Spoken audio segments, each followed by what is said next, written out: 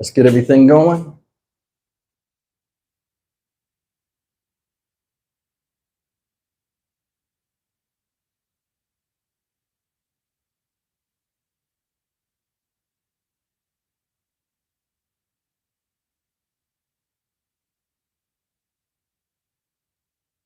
Make sure my sound is up. And I was going to make a video, but I don't know what's going on right now. What's up? What's up? What's up? What's up? Sound good too. Let me cut this off. What's up? What's up? All right. You guys can hear me pretty good? Baby girl, I saw your text message where I'm at. I'm here. Your boy's here. Okay, so y'all can hear me. That's what's up. I'm gonna tell you right now. I had a scare. YouTube was in my bedroom on my TV was acting strange, and I was like, you know, I don't know. I'm reconnecting. Sorry about that. I hit the wrong button. What's going on? What's going on, everybody? Trista Gardner, what's happening? Baby girl. Miss Joanne, I see you up there. Y'all gonna have to excuse me. I got two lights in here. This is my other bedroom, and this is the new studio setup. So I got two giant lights like I had one before. I just want to make sure this dark situation was on YouTube's end. So that's a YouTube thing. I just wanted to make sure. We got 65 people in here. If you could hit the like button on your way in, it'll spread out because a lot of people forget on Fridays that the live is, and you help them out. Let's pack this house tonight. I got some really good stories for y'all. We are going to laugh our ASS off. You hear what I'm saying? My air conditioner. This is a hell of a week. My air conditioner is blowing semi-cold air. So if you see me wipe my head, don't think I'm jonesing or something. Misha, what up? How many people in here? This is your first live stream. Caddy, Texas girl, I see you. Listen, highlighted chat messages are usually channel members, people with the blue star, blue star. So a lot of you guys ask what that is. Those are people that join the membership or the on the channel. So anything highlighted that you see on the page is people that usually give donations and things like that, super chats. If they pop up, I have to give those special attention, guys. So just know that. Who said hey from Georgia? Thelma Hush, what's going on? Oh, we got Belinda in here. Lord have mercy. You know it's gonna be a party if Belinda's in here. Trucker T, what's happening? This your first? You liking the content so far? Thank you. Yeah, because what you'll see tonight is something totally different. I tell stories and we just laugh amongst ourselves because with what I do, it's a very draining, you know, emotionally with the kind of stories that I do. But I enjoy doing them. I mean, especially like with what I did. What was it? Wednesday? Wednesday when I went to the funeral for Maria Gonzalez. In fact, let me show you guys something. This board here, when you guys send me cards and stuff like that, they will be going up on this board. Every place I go, like I got to go get a Memphis postcard from somebody. Somebody in Memphis, send me a Memphis postcard if you can, or I'll get one off of Amazon. Like that's a card where somebody, one of my subscribers, she's 80 years old, guys. She sent me this card and she says some sweet things in there. So everything that's up here, this is the Maria Gonzalez funeral stuff that they gave us. So all the stories I cover and stuff, things that have a story, I want to have them up here so like you guys can see the journey that we've made, both as me as a content creator and you as subscribers. So you can say, hey, I remember this, or hey, you know. So I'm gonna build something that's lasting here. But we'll wait 2 more minutes. At the 6-minute mark, we'll start telling these stories. We got less than a minute. We got 48 likes in here, 98 people. Well, we got 101 people now. hit that like button. Let's push these likes up to get this word out so we can pack this room. If you could, let's start hitting these likes. Did not get notification, Steve. Look because of the phone. All right. I don't know why they are doing that. I don't know why a lot of people are not getting notifications. I have no idea, but I announced it on the videos earlier today. So that's what I started doing on Fridays. I'll start announcing on the video. Hey, we're going to have a live tonight. So you guys get ready. I noticed since I'm in here, it's a shadow. So I'm going to move these lights around just for a second. Let's see if I can get that shadow off my face where my head is at. Yeah, I just set this up like not even 20 minutes ago. I just got everything working. So we'll take it from there. Yeah, it's a little bit better. Okay, we got one more minute and then we'll start, okay? That's cool with y'all? You know, I don't understand. There's 107 people in here. We only got 73 likes. I guess these must be new folks. Another thing is, I got another announcement. My stock market video. My stock market channel. A lot of you guys have been asking me about the stock market. My stock market channel will be a full go on Monday. I had to wait till I got in this room and I had some other things I had to take care of where I couldn't run 2 channels at once. Now I can. Like I got a laptop over there. I can do research. The way I'm gonna run this stock market channel is gonna be very easy to follow. If you guys wanna know about it, I'll be talking and telling you stuff from my experiences is coming up, and it'll be very easy to follow. So if a lot of people wanna get in the stock market, investing and stuff, we'll be talking. Then on Saturday night, I will have a live chat where we talk about the stock market. It might be 30 minutes and then we'll stretch it if, depending on how hot it is or how many questions you guys have. But besides me telling these stories, I'm going to add more value to you guys.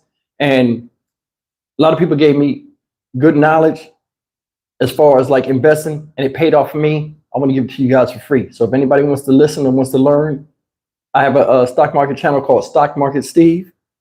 And it's 3 videos on there. You guys go take a look at them if you haven't seen them already, and just sign up, because that channel there, I want to blow up just like this channel, except for that channel is more serious and it's more money oriented. It teaches about the value of the dollar, so on and so forth, and where to put your money, and a lot of stuff that the 1% know that don't teach us. Carolina R, what's happening? I see you. All right, y'all ready? Y'all ready for these stories? Okay, I got my whiteboard over here right now, so y'all gonna have to bear with me when I turn my head. I'm looking at something. Okay, the first story we're gonna talk about, we're gonna call it jet skiing. This is the first time I ever went jet skiing. Now, I've told stories before, fish stories, like, about me working in the aquariums and, cleaning tanks and all the hijinks that happen. And a lot of y'all don't know. Even though I work around saltwater fish, I've dealt with sharks, moray eels, so on and so forth, in people's aquariums. I am terrified of the ocean. And I'm going to tell you something. When I seen the movie Jaws a long time ago, it changed my life. I was like, nah, if there's stuff in there eating people like that, I don't want no parts of it. I don't want to mess with it. So I'm like scared of the ocean. You know what I'm saying? So about 7 or 8 years ago, I wound up going on a Carnival cruise ship. And it goes down to the Florida Keys, and it was supposed to go to Bahamas, right? It was a 1-week cruise. Now, I don't know how many of y'all have been on a cruise, right? If you're ever going on a cruise for the first time, do not go 7 days. After day 3, I was tired. I was like, I ain't feeling this. I'm ready to go back. And then the cruise we went on was a family cruise. It was badass kids all over the place, jumping, screaming. It was like people just got them on the cruise ship and just unleashed them, like just let them go, because I guess they can't run nowhere. And it was kids all over the damn place, right? Knocking on your door and running away, just stupid stuff. But anyway, we left out of Galveston, Texas, right? So it took us like 2 days to get to Florida, because I didn't know a cruise ship moves so slow. It moves slow. So we wound up getting to the Florida Keys, right? Now I'm like, okay, we at Florida. And all of a sudden, I'm like, okay, we get up. I see these jet skis, right? Now, y'all know in my other live stories, I used to have this thing about dirt bikes. When I was a kid, I wanted a dirt bike real bad. And I told the story about that in a couple live streams before. So I see these jet skis lined up. And I'm like, damn, they like dirt bikes only in water. Cause like I remember the jet skis when they first came out in the early 80s, they was jumping the waves. I was like, oh, they like dirt bikes. So I get this thing in my head where I'm like, yo, I want to ride on the jet skis. So I'm like, let's go over there. So it's me, my ex-wife, right, from a time back, and her my stepson, her son. So I'm like, yo, come on, man, let's go over there and look at the jet skis. So we go over there and look at the jet ski. Dude, like, yo, you want to ride? I said, man, I don't know how to ride that. And they were inside this pen, right? Like this square dock where you walk out there. So the land is right here. So I'm not thinking nothing of it. So he's like, yo, if you want to ride, it's like $80 an hour. I said, $80 an hour? Because jet skis are expensive. If y'all go to like different destinations, they're a big attraction. So people, you know, they can be up to $100, $200 sometimes for jet skis, depending on where you at, because people know they want them. Right? So check it out. I see him in the pen. I'm like, oh, we ride him in here. Like it's like a kiddie thing. Like, you know, I'm thinking like we just ride the jet skis in a circle in this thing. I didn't know they was fast like that. So the dude, like, yeah, you sign up. He said, you get them for an hour. It's exclusive. I said, exclusive. I said, oh, okay. Okay. I want to be exclusive. So I'm like, you want to ride? He like, yeah. Now he can swim. I can't. I'm not thinking nothing of it because I'm thinking they ain't going outside of that little square thing. I'm dumb. I'm ignorant. I don't know. I'm like, bet. Let me run back. I run and go grab my cash card. I come back. Yo, you take card? He like, yeah. I'm like, let's do it. He said, in fact, because Florida Keys, like a tourist, that's what they do. Was like, in fact, you and your son, $80. I ain't gonna charge the extra $40. I said, okay. I'm thinking like I'm getting a deal, right? Get the thing, he put the life vest on us. Now we got the life vest on us, so I'm like, I know I'm not going to drown. I just don't want to be in the water moving my legs around and fish bite you. Because like in aquariums, you stick your hand in the aquarium, fish immediately come up, especially when they're used to seeing people or whatever. So I don't want my legs doing like this and something like swim past, touch me. I'll have a coronary right there, just my heart will bust. So now I'm like, okay, here's what we'll do. We get in there. And we're sitting there, and then all these other people come. We're sitting there like 20 minutes. I'm like, okay. I said, when are we gonna start? He said, no, we gotta wait till we fill all these things up. Now remember, people are coming off the cruise ship too. So now we start filling up. And I'm saying to him, I'm like, yo, don't be scared. You know what I mean? I'm like, you all right? Now he's sitting behind me. I'm like, yeah, we both got on the life jackets. So I'm like, don't be scared. He like, I ain't scared. Now at the time, he was probably around, we're gonna say 11, 12 years old. So me and him sitting there, all of a sudden, here comes some jet skis coming up, like 2 jet skis. And the dudes look like the stereotypical beach bum type people on the movies. The long hair, blonde hair with like some of it is dreadlocked and matted and shit. They got the coral necklaces on with no shirt on, the cargo shorts with no shoes. The Oakley glasses with the reflective thing, he comes up and he drives up and he splashes the water on everybody. I'm like, what the fuck? So I get mad, I'm like, yo, who is this dude? So they're like, yo. So when he comes up, as I'm looking back at him, they open this gate, like this big, like it's like a dock, part of the dock, but like you pull these things out and the thing opens up and you go out into the ocean. So I'm like, so they start pushing us off and I'm looking and I'm on the thing and I back up because they let us turn them on. They kick us off the side and they like turn it and then hit, it's like a button that you push. I hit the button, it's going slow. And they're like, yo, what they were going to do was give us a tutorial of how to ride it and all this other stuff, but they do it outside in the ocean. So we go out. Soon as we go out that break thing or whatever, the cruise ship is right here. It's huge. I'm looking at the gauge on the side. It say 40 feet deep. My heart pounding. I'm on the thing. Now I'm telling him not to be scared here. Now I'm terrified.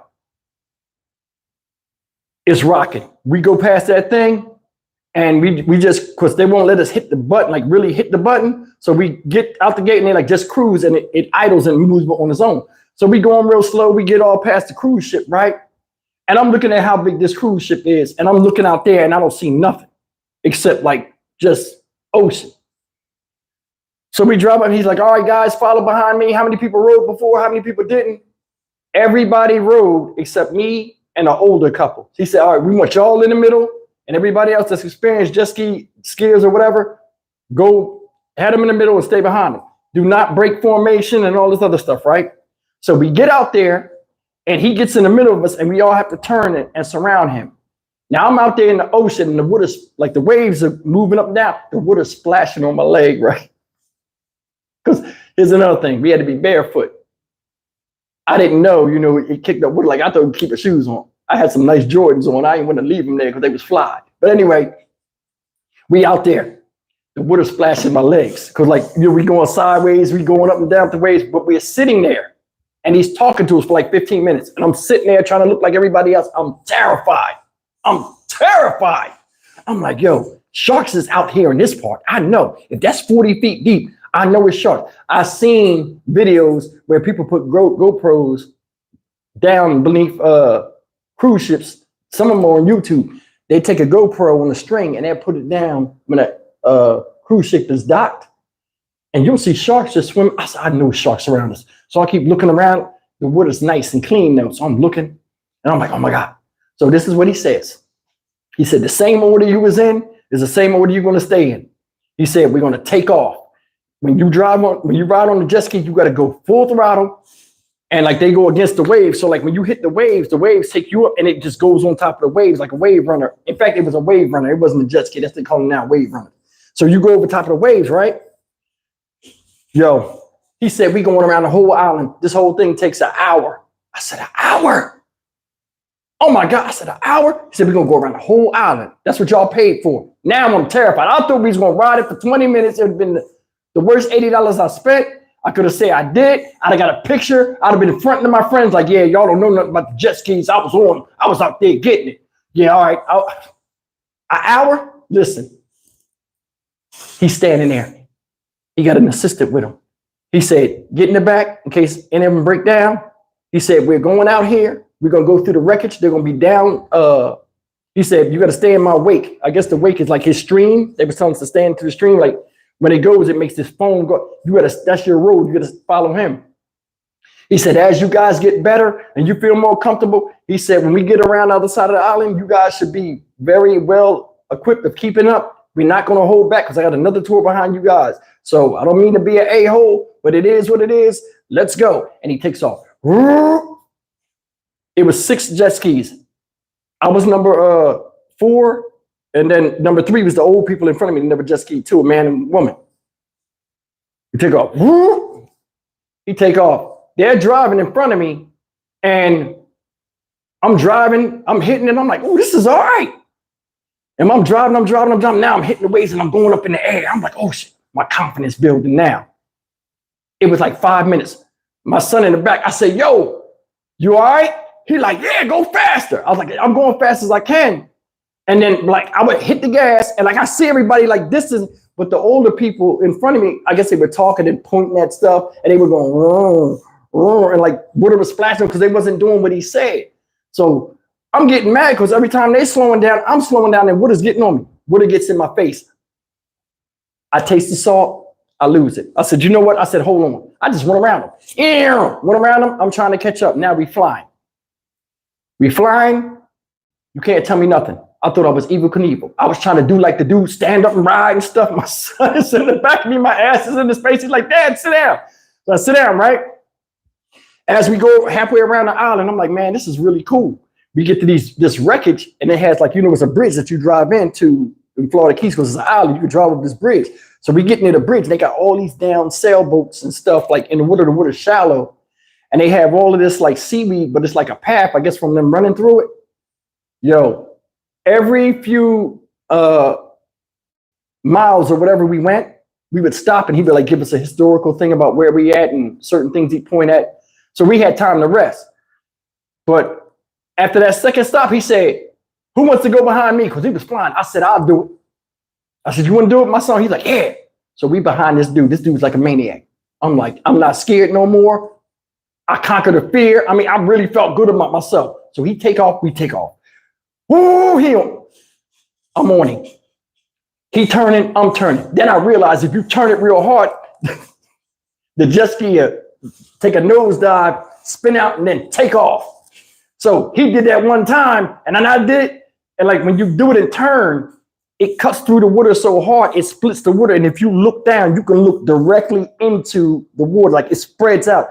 And it's a big wake of water that comes over you, man. I'm telling you, I love jet skis. I was hooked. But anyway, we're going through this thing with the ships, right? So we turning, going back and forth, back and forth, back and forth. My stepson is like, yeah, yeah, yeah. Something happened where I turned too fast. And I heard, I turned around and looked, and he was hanging off. Like he wrapped his leg under my, like one of his legs was under my leg. And when I turned, he was hanging off the jet ski with the whole wake of the water over the top. And he's like, I was so embarrassed. So when I turned, it pulled him back up. So everybody stopped. I'm like, you all right? He crying. I'm like, yo, you all right? He was terrified. So now we take a break and everything, right? After that's over, about 5-10 minutes, he get himself together. And I'm like, okay, bro, like, come on, like you embarrassing me now. You cut this crap. You know what I mean? We take off. We get all the way around the island. We get to the last stretch. He said, okay, we're not going to stop no more. It's about 3 miles. We're going to run this. We're running it. Right before we take off and run, I'm sitting there and a sea turtle is in the water. I see the sea turtle. It's huge to me. You know, everything look big underwater. It's huge. I lose it. I start putting my legs up like, oh, what is that? It was a sea turtle. Every time they stopped there, the tour guide had like some squid, like I guess he got it from the seafood store, and he would feed it. So when we stopped there, it already knew to come over there. So he's throwing this stuff in there, and the sea turtle's head is like this big, and it's coming up out the water. It's bumping the boat, and I'm like, yo, it was the scariest thing ever. I ain't gonna lie. So anyway, right? We wind up leaving, but as we're taking off, I'm like, I don't feel good. I'm like, I feel like I got a headache. I'm like, why I feel like that? And I'm like, I gotta throw up. So I'm not thinking about anything, right? We take off the last 3 miles. It was like 13 minutes of riding. Right? We hitting the waves. Okay, now I'm ready to get off this thing because like my wrists are hurting. We flying, right? Get all the way back. We get almost to the part where we got to go around the boat. Like he said, when we come, he said, we're going to come in hot and we're going to turn. And when we turn, they're going to have a thing up. We're going to come right in there and we're going to go around the cone so everybody can see because there's going to be a lot of people out there. We're going to give them a show. We're going to go around the turn and then come in and then let off on the gas and we're going to just coast and they're going to pull us in. They got these like sticks that pull you. So I'm like, yeah, we're going to come in there. We're going to be flying. Everybody gonna know that I'm an expert. My wife gonna be over there because she was like, you scared of the ocean. Why you going out there? So now I'm like, yo, I survived. Her son survived. I look like the man because I wasn't scared. And I'm gonna come in there. She gonna see my skills whipping it. You know what I'm saying? Where? She gonna see me. We got about 300 yards from the thing. Hitting them bumps and stuff.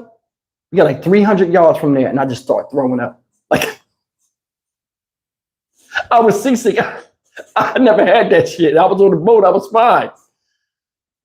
I started throwing up. I yak all over the jet ski. We're jumping. It's all on me. It gets on my son. He crying again. He got spit up on his face. We come in, right? We come in. And I'm covered in vomit, and like I'm weak, like you know what I mean. But I still gotta dry this thing. So I come in, and I never forget my wife's face. She's like, and then she looked and was like, she mouthed, "Oh my God!" She's like, and she just walked away from the crowd. When we came in and we went around the thing, right? We was pulling up. I was like, it was vomit all over me. They took me off first. My son started crying. Mom, I almost died. Dad threw up on me. I got mad as hell. I got mad because he was loud and looking weak. the John Wash came out. I was like, stop acting like a bitch. I had shit all of them. We had no change of clothes and we couldn't go back on the boat. They had like this shower thing that you could go in the shower. I had to wash my clothes. I had soaking wet clothes. I had to wash my clothes, wipe it off. We just got to the island. I had all this shit on me. My clothes were soaking wet. I couldn't like get all the water out of my pants when my wife went to help me. I had new jewels on. Water was dripping down my pants and all over me. It was a mess, man. But I ain't gonna lie. I survived. And I know how to ride jet skis now, and I ain't no punk with it. But if you put me in the water, I'll die. So that was that story. This next story I'm gonna jump into. Let me wipe my head off. This peanut get hot, you know what I'm saying? This next story I'm gonna tell y'all about. It's called oh, here we go. This is about a neighbor I had. Remember I did that story earlier today about the neighbor, the Chinese guy that was spraying the chemicals under the Indian guy's door? I had a neighbor that was like kind of like off. Now he wasn't from this country though. I called him Russia. He was from you remember the Bosnian Civil War or whatever? Kosovo. I think it's Kosovo. I think it might have been Bosnia. I don't know what it is, where it was a civil war and they had a lot of refugees where like they was like fighting amongst each other over there. It was like a religious thing or something. He wound up coming over here to America as a refugee. Now, I don't know this guy. I had just got to Houston, just got my jobs, stacked up a little bit of loot. So the first apartment I ever had to get, because my credit was still messed up, was in the hood. So like I get this apartment because they're like, yo, they don't even check your credit over there as long as you make the money. I'm like, oh, okay, bet. I don't know. It's a hood apartments. I get over there and I move in these apartments, right? Now, these apartments that I move into are mainly Hispanic. There's some, but it's like a lot of immigrants that come and live there. So it was kind of crazy because on Friday nights, the whole place would be off the hook. They would have like hibachis. They would have barbecue grills out there. They would be making all kind of food and sharing it. It was just, it was a good experience. But it was a whole bunch of people out there, like from different countries. It was a lot of French Guyanese and, you know. So anyway, I learned a lot being in that position. So I'm living there. The first day I get there, over top of me, I thought they was regular white people or whatever. When I look at them up close, they look like Europeans. You know, like a lot of European men, when you look in those countries like let me pick a country. I should know this. It was in Southwest off of it was in that Hispanic area over there off of Hillcroft. So anyway, right? This guy, I'm walking in the apartment. Now I got all my stuff moved in. And like when you come and move in, everybody be looking. They be on the balconies, they be looking. So I had downstairs apartment. So they're like, who is he? They can look at me and tell I'm Americanized. So I move in, the guy standing up above me, he has 2 chairs outside. Him and his wife sit outside. They just sit out there like this all day. Well, she worked, but he didn't work. So as I'm coming up the first day, I got my son with me because he came from New Jersey with me. I got my son. And you hear somebody hawk spit like right in front of me, like down on the floor. Like I look down and it's like right near my door. So as I'm walking up, he does that. And I look at it, I look up at him like, he got a straight face like this. Like it was nothing. So I'm like, yo, okay. So I give him this look like, yo, you crazy? Yo, I don't know. I don't know if it's beef or what. I goes in the thing. Now I got bad blood with the dude upstairs. I'm like, yo, this dude right here, crazy. I'm like, this old man get knocked out. I didn't know he's my age, right? So now he's staying upstairs. You don't hear anything. They got 3 children, right? One of them was a boy, my son's age. So everything's good. I start my business while I'm in those apartments, my aquarium business. This is when I first started. I was in these apartments. So I start this aquarium business and I'm doing these tanks and my jobs are increasing like more than I can do them. So I have to like get me a calendar and start breaking these jobs down to where I do 4 or 5 a day. I still had to take my son to school. Still had to pick him up from school, but school wasn't close enough. And I don't know the area to have him walking. So anyway, right? It gets to the point where it gets so big and built up that sometimes I need help.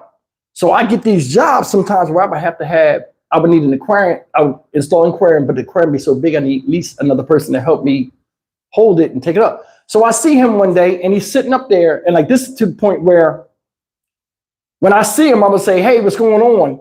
And he would be like, "Hey."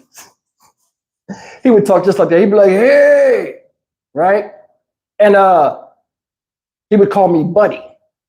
And he would be like, buddy, hey. And I'd be like, "What's going on?" Come to find out, he didn't speak good English. So all he knew was hey. So he kept saying hey all the damn time, right?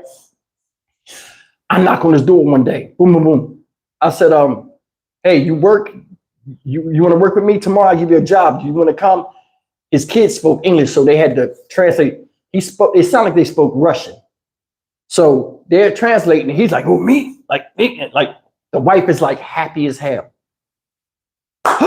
They start clapping in the house. And I'm like, "It's only for tomorrow." So I'm like, yeah. Because I mean, I didn't want beef with him, and like I didn't understand him. I was trying to figure him out. So the next day, I'm like, "Okay, come downstairs. We're going to be doing some work." I said, "Just have some work clothes on and everything like that." Now, this guy used to wear shoes like John Wash. You know how the cat daddies wear the dress shoes? He had them, but he had the penny loafer slip-ons, right?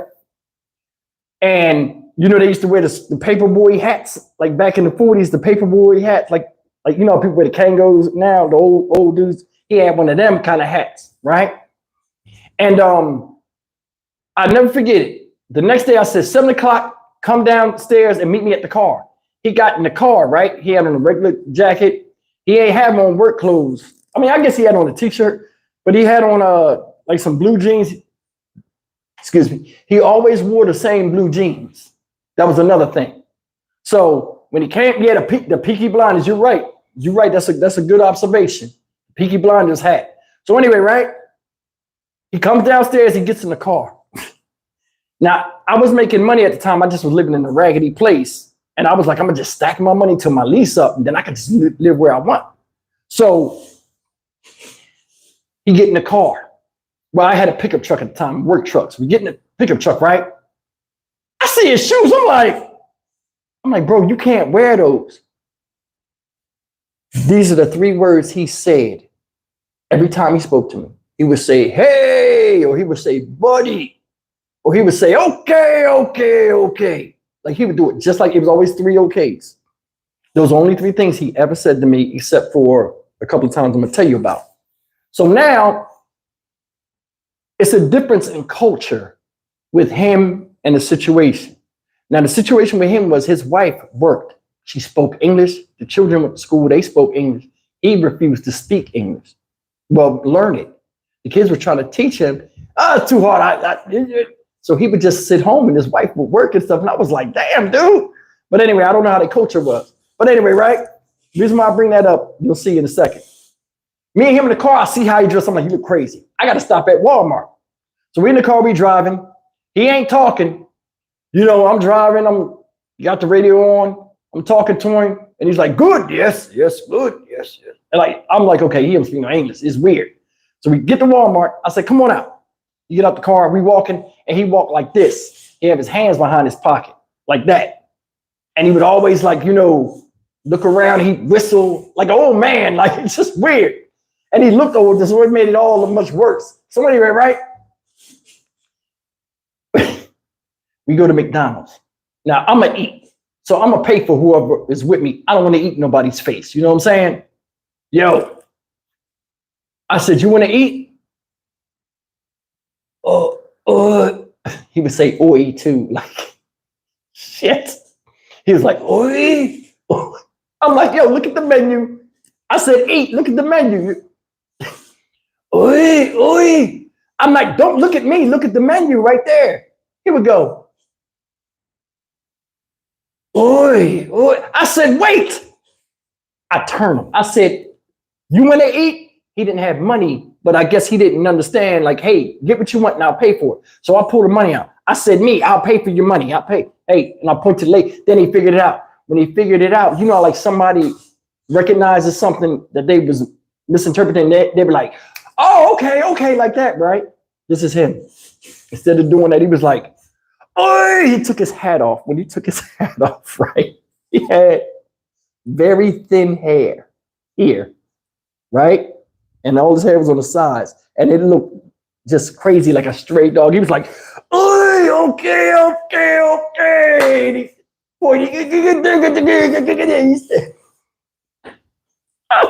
I'm standing there like, damn, boy. So he winds up getting a sausage, egg, and cheese McMuffin as me. Same thing as me, right? Guys, listen. We gets outside in the truck. I peel the paper back. I start eating it. I'm driving. I'm eating, right? He eating the hash brown first. He like, oh, I said, potato, like hash brown. You eat it. He never had McDonald's before. So he took, you know, the hash brown be in that paper and half of the hash brown be out, right? It was like, he took it out of the paper. He was like, his pinky went up. He was like, and he put it in his mouth, right? And he went all the way to his fingertips. That's like 80% of the damn hash brown. And that mine was hot. So I know his had to be hot too, because I was like, blowing in my mouth. Yo. He bit that joint like it was nothing. Because it was like wintertime when I had hired him. Because I started my business late October, so it was still wintertime when I hired him to work with me that day. So I could see the sting when he bit that shit. I seen the smoke come out of his nose and mouth, and he put it in my mouth. He was like, he chewed it up. He was like, good, man, good. I said, I know it's good. I know it's good, right? So check it out. Now, all of a sudden, he get to the McMuffin. Now, I said, give me the paper. So he gives me the paper because when he ate the McMuffin, when he ate the hash brown, the paper fell on the ground, right? So I'm like, okay, I'll pick it up because it fell down and fell near me. I was driving, I just grabbed it. I said, now eat the McMuffin. I said, McMuffin's good, right? He was like, muff, eat muff. I fell out. I'm like, you don't even know what you're saying. Like, he was like, eat muff. I said, yeah, eat the muff, baby. So anyway, right? So he eats, right? This is the part. When he was eating it, I wasn't worrying about his reaction or something. All I heard was, oh, good, man, good.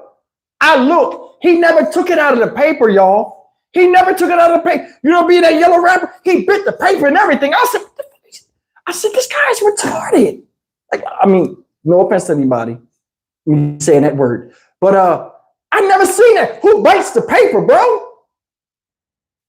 So when I seen that, I said, and I just snatched it out of his hand, and he just moved, stood there, and I was like, yo, you don't eat the damn thing with the paper, man. Here. And I gave it to him, and he wound up eating it. And then we kept laughing about it all day, but I kind of was like, damn, I can't believe I lost control and snatched the food out of his hand. I'm like, wow. You know, I would have to ask myself, is this dude screwing with me or what? Is he screwing with me? Is he really dumb like this? And when I say dumb, there's a difference between dumb and stupid. Dumb is when you don't know something and then you get corrected. So dumb is not really a bad word. Stupid is when you know you did something dumb and you do the same dumb thing. You're stupid there. But anyway, check it out. We wind up getting to this house, right? And it works out. There's no customer there or anything. The house was not one of my rich houses I go to. I have regular working folk too. We installed the tank. He did exactly what I said. I said, stay next to me. I said, don't never talk to the customer unless they speak to you. He stood there and was quiet. I paid him. They paid me something in the hundreds for the job, right? I gave him like $100 for standing there, basically. Because I had money. I was making money. My profit margin, everything was high. At that time, I could afford to give him something. I know which family ain't got it like that. I like the kids. They play with my son. They're good kids. Hey, and I know how I feel not to work as a man sometimes. And you know how it is. I thought I was helping him out. I gave him, I think I gave him $150 or 160, probably 160. I pay people on 20, $160 I give him. He comes home. He comes around the corner. And me and him are walking. I'm walking in front of him. He just takes off around me. And he runs up the steps and he has the money out. right? And he's like, oh, yeah. He has the money. He's showing the money. He's like, hey! He gives it to his wife. They stand up. The wife stands up. Now, the wife doesn't speak to me. That's another thing. The wife doesn't speak to me. You know, she never really spoke to me. I guess it was kind of like, hey, you don't speak unless the man says you can speak or whatever. I give him the money. He comes upstairs. He's hyped. Oi! He's showing the money. She's jumping up. Now she got his arm like he's the champ, and they jumping. The kids like, oh, can we get pizza? I don't think nothing of it. I feel good. You know, I feel good. You know, he felt like a man. He brought home money, contributed. No problem. I go in the house and don't think nothing of it. The next morning I wake up. Now I only needed him that one time. Next morning I wake up, right? I go to the car and he's sitting up against the car. Hey, you and me work? We working? Work today? I said, no, not today. I don't work today. He got like an attitude. I said, wait a minute, dude. That was only a one-time thing. You know what I'm saying? And when I did that, I said, if I need you, I'll help you. So like the next 3 days, he's like, work today, work today, work today. And I'm like, no. I noticed that his wife would sit out there and like they have expressionless faces. So when I would speak to her, she would just look at me or she would just look away like, you know, and I was like, maybe he don't want his wife talking about it. Anyway, make a long story short, now that he ain't working no more, I come around the corner. She's sitting out there with him. He's like, hey, buddy, hey. He would do that, hey. And I'm like, okay. So I see to her and I'm like, hey, how you doing? Now, the day I gave him that money, that next day, she, hi, hello, hi. Next day after that, 2 days, hi, hello. I said, oh, she's speaking now. Third day, when I told him he wasn't going to work and I let him know, came around the corner, she was like. So in my head, I said, you know what? Fuck that. He'll never work again. Since you got an attitude, you can keep being a pack mule and walking to that hot ass bus stop and going to that laundry or wherever the fuck you go. And you can be the man in the house since you got a smart ass attitude. I'm just saying, right? But I don't understand the culture. Now, a couple weeks pass, I need him again. And this time I need him for an emergency. So I come up there and say, hey, we got to go to work. You want to come to work? And he's like, oh, yeah. Right? He comes. Wife happy as hell. Right? Goes to work, do the job. The guy pays me right on the spot. And I always tell whoever I'm with, hey, meet me in the car. Or I'll send them to the car because you don't never want somebody that's not a true employee of yours to see people peel you off in cash. Because all of a sudden they'll say, hey, I want half. And they don't even know what they were doing. They were just standing there. It's a weird dynamic people play. And it's, you know, it's kind of disrespectful to have a customer pay money with somebody that's not part of your, you know what I'm saying? So anyway, right, I sent him to the car. As I'm sending him to the car, he comes back. Right now, the house we were at was it had a very big yard. These people had money. It was a very big yard. So on and so forth. They had those sculptures like they have at Disney World where they cut the hedges into shapes and stuff. It was one of them type of spots. So anyway, right? All of a sudden, instead of him going in the car, he walking around, whistling. He in the courtyard. Thank you, Mary Jane. I appreciate that. He in the courtyard, like in the lawn part.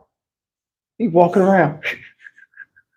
I said, you can't be doing. So I'm noticing the guy's talking to me and he's asking questions, but his eyes keep going over my shoulder and he's doing like this, And he keeps doing, yeah, and he keeps looking. And then like I see him make this face like something pissing him off. I turned, I said, oh, okay. I said, listen, let me go take care of this and I apologize. Now I'm hot.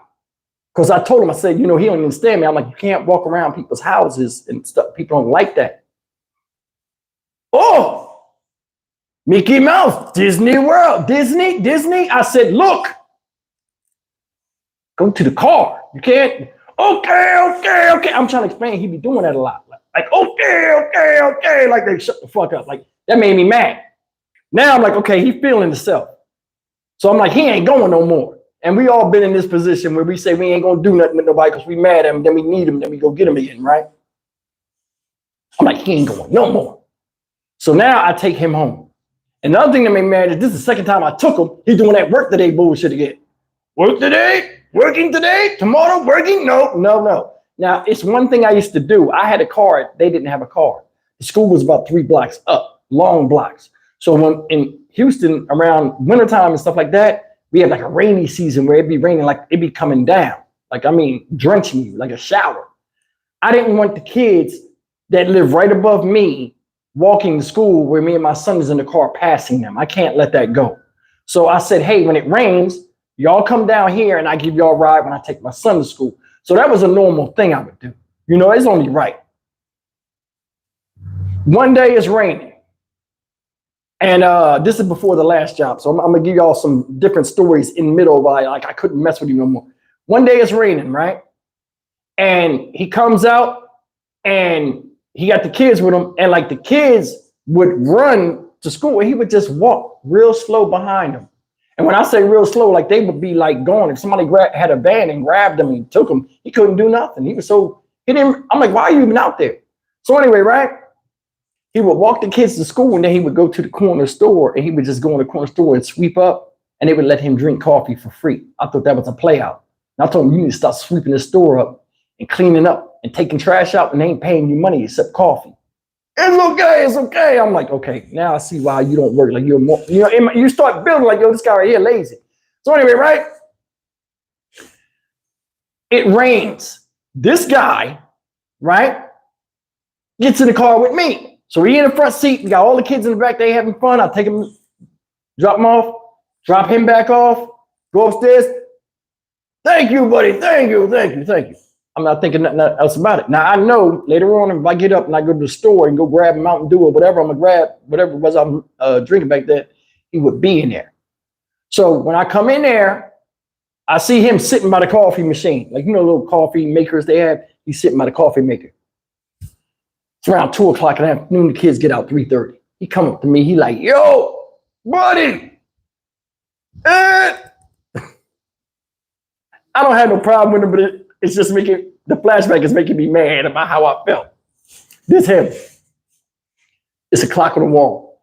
He come up, he got the coffee in his hand, he got his other hand, he about to wrap around me. I don't let people wrap their arm around me like that. You know what I'm saying? Like ever since I've been in prison, you don't let nobody wrap you. You want to get a feel for how big you are. So I always take that as somebody trying me. Here he comes. And he went to put his arm and I backed up like, what's up? He said, hey. He pointed to the clock. And he got his hand up because the guy asked me if I knew him and he heard him. I said, yeah, he lives above me. That's my neighbor. He said, oh, that's your neighbor? Right? And he's like, now he trying to front like, because I know him. He a big shot. Hey. And he pointed to the clock. It's 2 o'clock at 3:30. You, me, driving, pick up children. And he double tapped my back. That shit made me so mad. I know he didn't mean, I know he didn't mean no harm, but it made me so mad how he did that. Like he got it like that. Like, yeah, get the car, drive me to school, pick my kids up. We're going to drive back, chill out. I'm going to go upstairs. You ain't going to do nothing about it. I just took it like that. Like, oh, I'm like, the nerve of this dude. I'm like, oh, hell no. I'm like, okay. 3 o'clock came. I just left and drove early and went and picked all the kids up. You know what I'm saying? So as we was driving back, because he walked slow, it was raining hard as hell. He was still going to the school. I drove by with the kids. He went up there for nothing. I know he was hot. What he get? The smart ass mouth. But anyway, this is the last part of this. I just want to show you like how like it was building up where I was like, I ain't messing with this dude no more. So now I need him again. This time we go in a certain part of Houston near Medical Center. I don't know if any of y'all know about Houston. They got Medical Center. They got these high-rise apartments where doctors and stuff stay. And it's this famous brain surgeon that lives in this place. He has the whole half of the top floor of the apartment building. I don't even know how many $1,000 a month, but he lives in this penthouse. He got a fish tank in there that's 5 feet deep, right? But it sat 10 feet in the air. The stand was 5 feet tall. So when you come in and you look, the fish are directly in your face. The only thing about it, the tank was about 18 inches wide. So getting in there and getting down there, I would have to hang upside down to clean this tank, like 5 feet deep off of a ladder that barely was high enough. So like I'm in there, I drain the water and I got to get in it with a wetsuit on. And it's only 18 inches. So like I got to get in there and I got to move my hands like this and go back and forth. And the thing was about 7 feet long. So it was a big tank. I was making a huge amount of money off of doing that job. I did it for about 3 years. So check it out. I have to take him. Now this doctor is Persian, Iranian. I said, I got to bring somebody to help me with this job because I forgot what they asked, but I needed his help. So he goes with me. Now, another thing is these fish in there that they had were huge, like this. And they bite. Catfish, they bite. And the thing is, a lot of people don't know when they see goldfish and they see all these different types of fish, you be thinking, oh, they're so cute and they got nice lips. Their mouths are like cat paws. You don't see their their teeth, especially like African cichlids. As soon as they put their lips on you, their lips go back and teeth come out and dig in you. So you don't even know they got teeth in their mouth. You just think they got lips. They got teeth in there. So they be biting on you. So I've been bit a couple of times. I was shell shocked, like, you know what I mean? Because I can't bend down. It's 5 feet. It's only 18 inches. So I'm getting bit. I got to keep moving my feet. So now, oh, this is why I had him. I had him with me because when I'm on the top of that ladder and I'm 10 feet up, I get in. Sometimes I got to get out and grab something. And I went they floor. They was getting mad. So he just hand me stuff. That's why. So he's in there, right? And you got Life magazine or some type of magazine, famous magazine. And he's on the front of the cover and he got all these pictures and achievements he has on the wall. I'm in there working. I keep hearing, sir, the tank's over there. I'm like, what the hell? I can't stop doing what I'm doing because the fish bite me. You know what I'm saying? I can't stop. I'm in pain. I'm sweating. I'm stuck. I can't get real low. It's a one spot I can't reach. And I can't say nothing to him right now. So this goes on for about 10 minutes. I'm like, I'm about to lose this damn account. So I wind up getting finished and I jump out. I hear him right at the point when I jump out to get on top of the tank. I got the wetsuit on. I got the towel. I'm trying to hurry up and get up. This is all I hear. Rich? You rich? Money? Lot of money? He don't know that the guy is Iranian or Persian. You know, he thought the guy was a Mexican or a Hispanic or whatever like that live around us. Hey, Mexican good people. Why did he say that? Mexican good people. You Mexican, me, Kosovo, I forgot where he said he was from. Bosnia, so I forgot what he said. Together, good people. Good people. And he tried to get the guy to fist bump. The guy looked at him like this and then looked at me like, I said, hey, take all this stuff down. We're done. So he grabs all the stuff and he leaves. As the guy's leaving, the doctor said just like this to me. He said, you trust this guy? You really trust this guy? Like, why'd you bring him into my home? Thank you, Amy. Why'd you bring him out? Guys, I felt bad and I was embarrassed. And I told him, I said, because I knew this guy and I'm like, I know he's very particular about stuff. I said, stand here, do not move. And I translated this to his family to let him know when you go in there, you just stand next to me. He will never talk to you, so don't talk to him. And I think what messed him up is the house where he was looking at the head sculptures and he was way out there in the man's courtyard and his grass and stuff. The guy was talking to both of us and looking at him and talking. So I think he thought it was going to always be like that. So he took it upon himself to talk to this guy. Now, what made me mad was when we was going in there, we was going up the elevator all the way up to the top floor. I said, hey, remember, no talk. Be quiet. Don't say nothing. Okay. Like, shut up, man. I know, like, he was doing it like that. We get up there. Now he takes all the stuff down. As I'm about to leave, the guy pays me with credit card or whatever. I'm about to leave. As I'm about to leave, I turn around and look, there's water coming from the bottom of the tank. I can't get out of there fast. So I'm like, damn, now what's going on? I go up under there. I must have kicked one of the strainers inside the tank and it shook the wire, the hose loose or the silicone housing that seals it. The tank is dripping water. This guy got this rare wood stuff, this rare floor wood, and he don't want no drops of water on. Now I see it. He in the bedroom. I grab a towel. I start wiping it up. I'm under there working, right? As I'm working, he's like, what's wrong? Because he see I'm panicking. I'm like, shh, what's wrong? And I'm like, shh. And I'm pointing like, yo, be quiet. Because he's real loud. Water leaking? I'm like, yo, shh, shh. I'm trying to fix the thing, right? So I'm on there working to fix the thing. Check this out. He wanted to be so nosy to see how everything was, what I was doing under there. Check this out. I'm under there working like a mechanic under a car, like doing like an oil change or something. I'm laid out flat on the ground. You know, like my body's flat and I'm on my back and I'm doing this stuff, right? He got on his hands and knees and crawled on top of me in a weird sexual position and then leaned down and looked under there. It looked like he was on top of me. I saw this shadow and his head popped between my hands and he was like right here, and then he just turned his head. I said, man, if you don't get the fuck up off me, I lost it. I'm like, man, get the hell off. What's wrong with you? Because he was all on me, you know what I mean? I was hot, like, yo, who is you? So I said, that's it. So I wound up taking him back, and I never worked with him no more. And I was like, I was trying to do nice things, and I needed him. But then I was like, okay, I'm going to start, because I was being lazy too. I'm like, listen, I can take my son. My son, 13 years old, I can take my son with me. So I just started taking my kid. My son, like, he going to do what I tell him to do. He know about the fish a little bit. He know what to do. He roll the hoses. I was like, you know what? I can't help this dude and his family no more.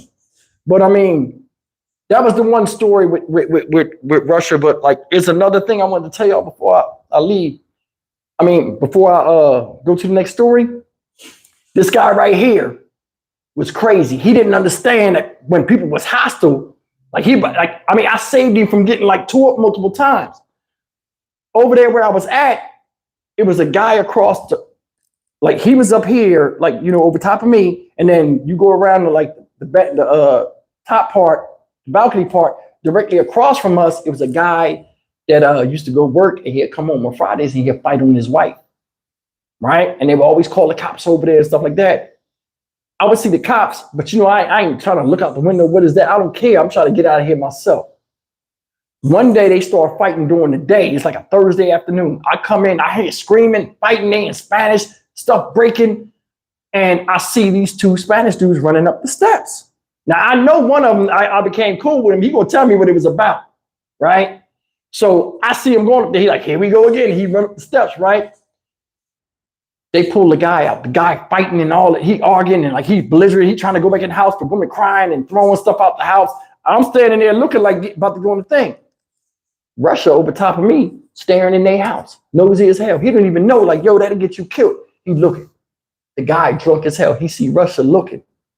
Hey, money gone. And he starts speaking in Spanish. Russia don't even know the guy is threatening him. Russia think the guy is saying hi. This is Russia. Hey! He leaned back like, hey! And he started walking over there like the guy was like trying to come around. And he started walking, he thought the guy was going to shake his hand. He started walking to the dude. I'm like, that dude about to throw you off that balcony. You don't even know what's going on. You know what I'm saying? And man, I was like, yo. So when they going around the corner, I runs up the thing because they holding him. I'm like, oh man, I can't let him get beat up or thrown off this thing. I feel bad because I know his kids. I runs up the thing, right? As I get to the top, my son opens the door because he heard my keys. I said, close the door. So he closes the door. I grab him. I say, hey, come on. And I walk him back to the place. And I go in there and I tell his dad, I said, yo, they was about to fight your dad. The dad don't know. He got to stop. He got to stay out of their business. You know what I mean? Even though we all different over here, you got to watch who you talking to and know who you talking to and be careful. The kids trying to explain to him, hey, yo, dad, this guy was gonna tear your face off. And he like, okay. He don't want to hear it. I'm like, okay, cool. But I wound up moving out of there. Like, he was just crazy. Like, I couldn't deal with that. I mean, that was one thing.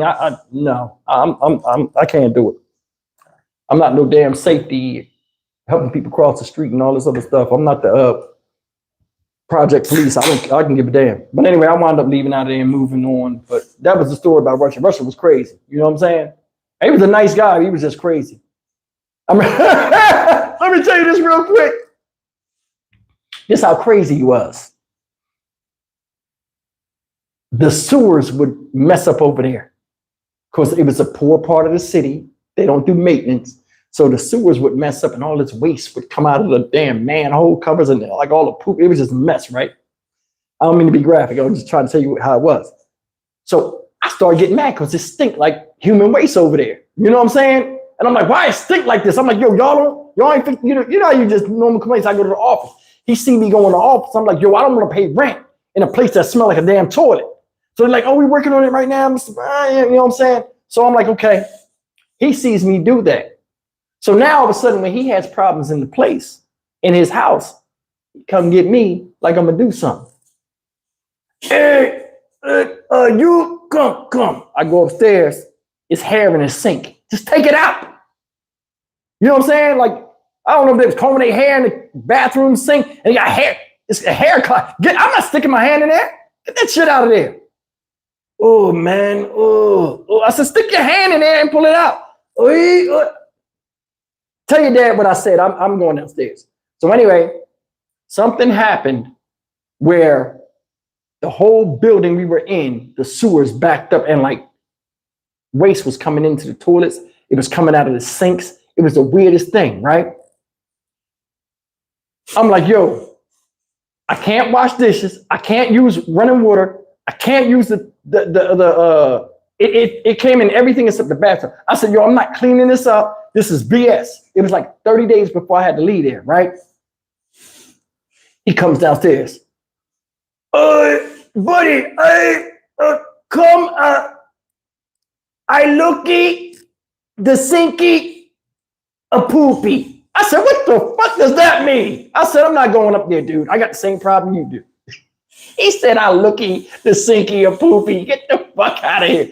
And I said to myself, you've been here like 6 years and you ain't learned no English, bro. And your kids speak it fluently. Your wife speaks it fluently, but don't talk. And you handle it. Be a man. Shit, for once in your house. But anyway, that's the Russia story. This next story right here, we're gonna call When Animals Attack. Y'all ready for that? Let me take a swig real quick. You know it's hot. I'm working. I'm the hardest working man on YouTube tonight. And the pinky was up. You know what I'm saying? So check it out. Damn, we got 297 people in here. That's what's up. When Animals Attack. Now, I do a good amount of freshwater aquariums, right? And I also have a select few of saltwater aquariums I do. Some of them are small, most of them are small, but I have some that are pretty big. I've serviced aquariums with sharks in them. I've had aquariums where people have came from out of town and had piranhas. I've serviced those. I've serviced fish that are poisonous, venomous, some fish you ain't supposed to have. A little bit of everything. Thank you so much, brother, for the donation. And stuff that can hurt you. Now, during the time I've done this, I've been stung by lionfish. You know, you see lionfish on these nature shows, like Don't Let It Bite You. I've been stung by lionfish multiple times. This story here, I want to talk about about a moray eel. A lot of people don't understand. You ever seen the movie Alien? Remember how like the alien would open his mouth and there'd be another mouth in there that would shoot out? A moray eel's throat is like that.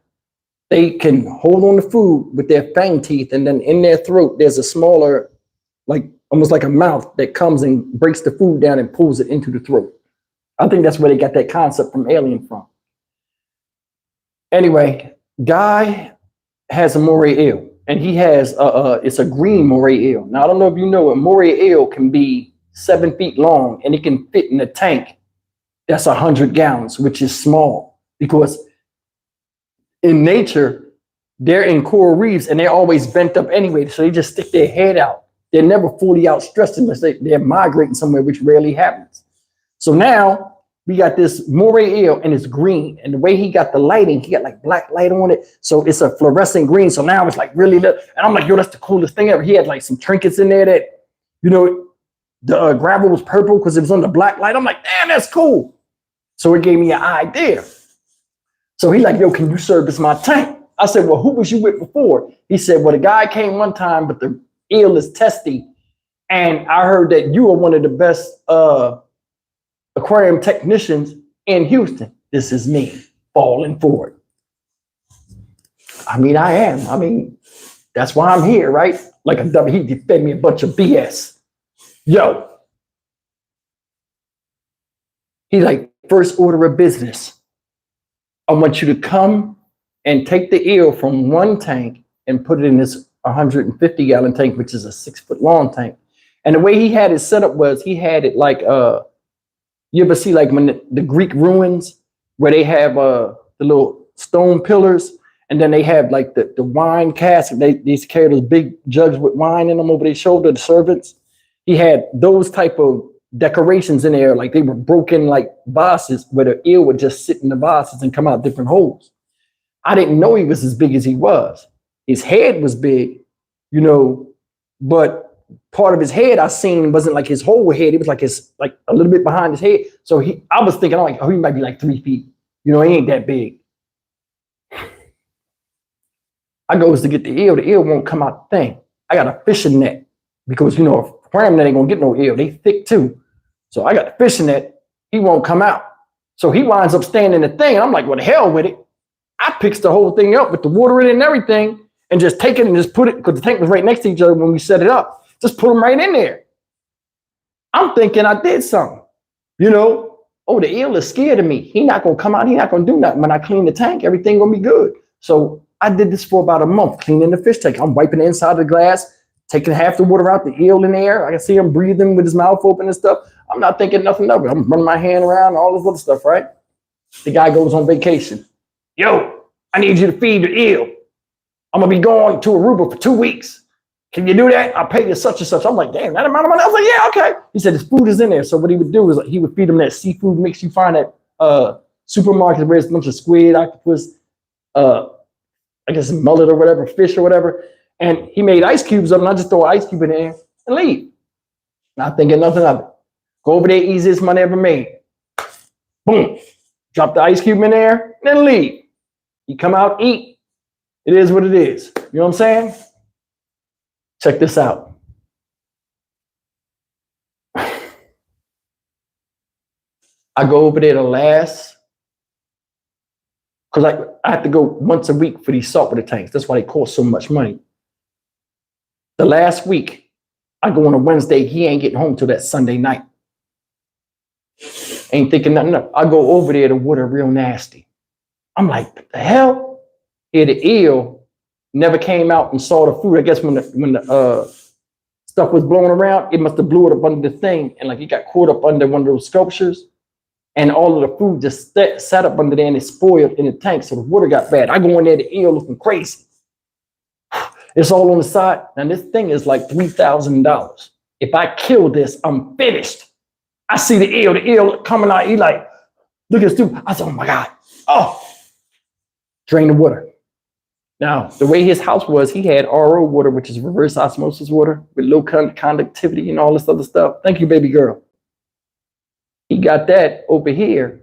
And all I gotta do is hook up the pump and turn it on, drain one part, the water go down, and then turn it back up, and it fill back up. And I just get the scraps of food that didn't get eaten out of there, right?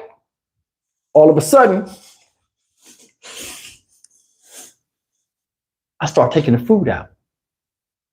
Of course, the eel didn't eat the food. That means what? The eel was hungry. He never ate. A piece of smelt, that's what it's called, smelt fish, like little sardine. A piece of smelt came from up under the thing. And I'm just grabbing the stuff because the eel is laying there looking stupid. Now I done picked the water up. I see the eel go back in the thing. And like he's sitting back up normally, his breathing slow. I said, ooh, I done saved this eel.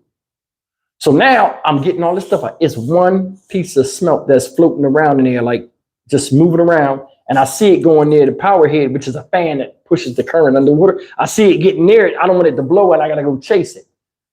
I go to stick my hand out and grab this thing. Soon as I went and grabbed the mullet, the eel came up from out of the thing. I mean, he shot and he caught me just like this. Shit. When he hit me, I didn't feel nothing because they got sharp needle teeth. He hit me, I didn't feel nothing. When he hit me, then he shook. When he shook and I felt his teeth up against my bone, I panicked. I goes to pull him out. I'm thinking he's gonna let go. This motherfucker comes out the tank. He was long as hell. I'm like, oh my God. And like, as I'm coming out and he gets to the point where he touches, I feel something in his mouth, grabbing my hand like this. I'm hollering. Ah, ah, ah, ah. He finally lets go. He falls on the ground. Now I'm gonna tell you something. These eels are slimy. They got slime all over them.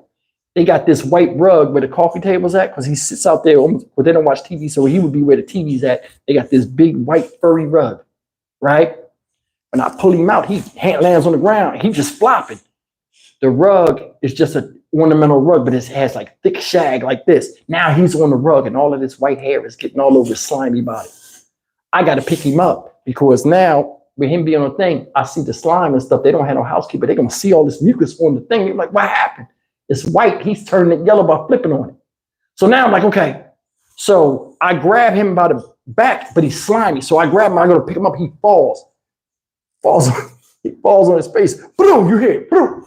But I pulled him back some, but he's turning into a ball and he's biting and all this. I'm like, oh my God.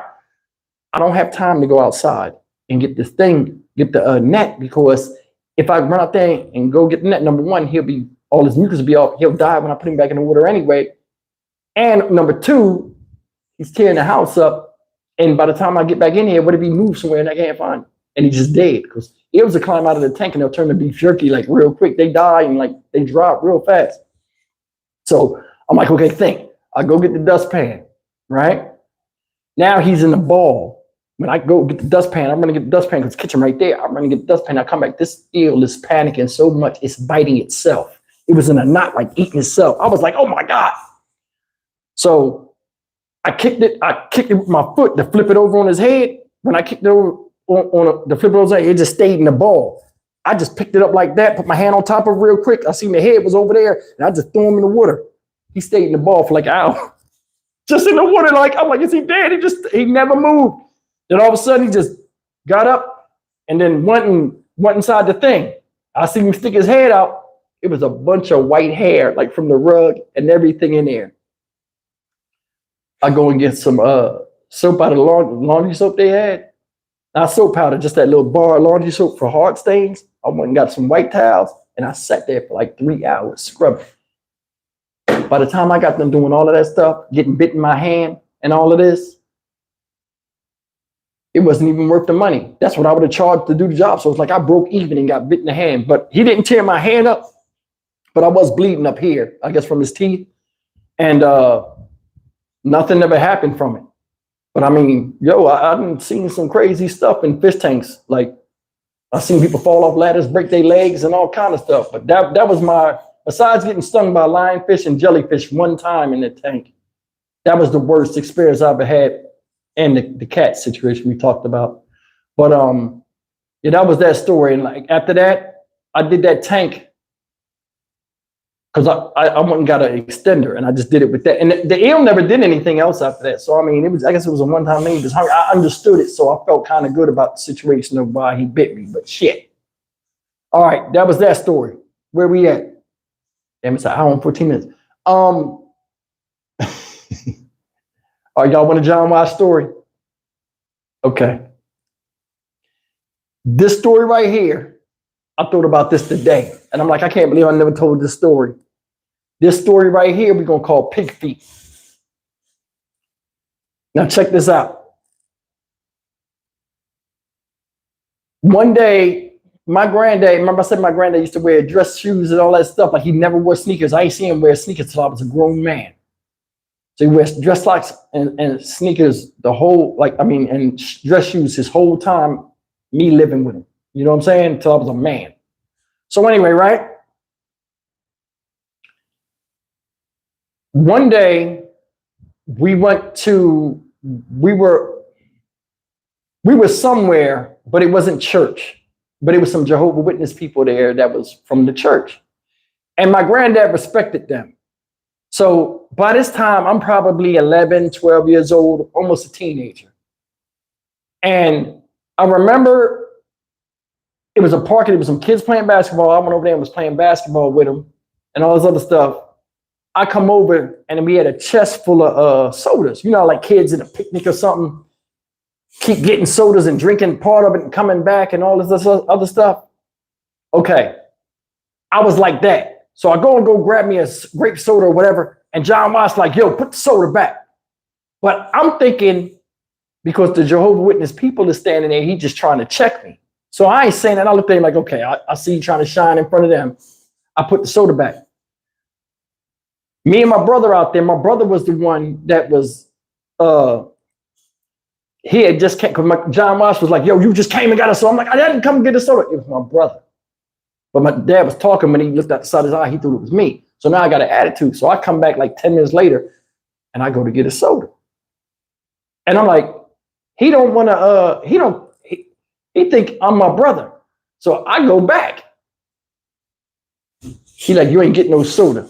But he was like, Johnny, that wasn't him. That was his brother. I'm gonna say my brother's name. And he was like, okay, go ahead. And then he said something funny. Like he was like cracking, like, you know, like crack a little joke or whatever. And when I bent down, he had his shoes off. And like his shoes was like right here on the side of the cooler. And I was like, I'm like, yo, your feet smell like pig feet. And the Jehovah's Witness people laughed. When they laughed, I never looked at my granddad. I didn't know it pissed him off. You know what I'm saying? So when I said, I'm like, dang, your feet smell like vinegar, like pig feet. I ain't thinking nothing of it. Having a blast at the place we was at. We wound up getting home. It's dinner time. Stevie. Yeah.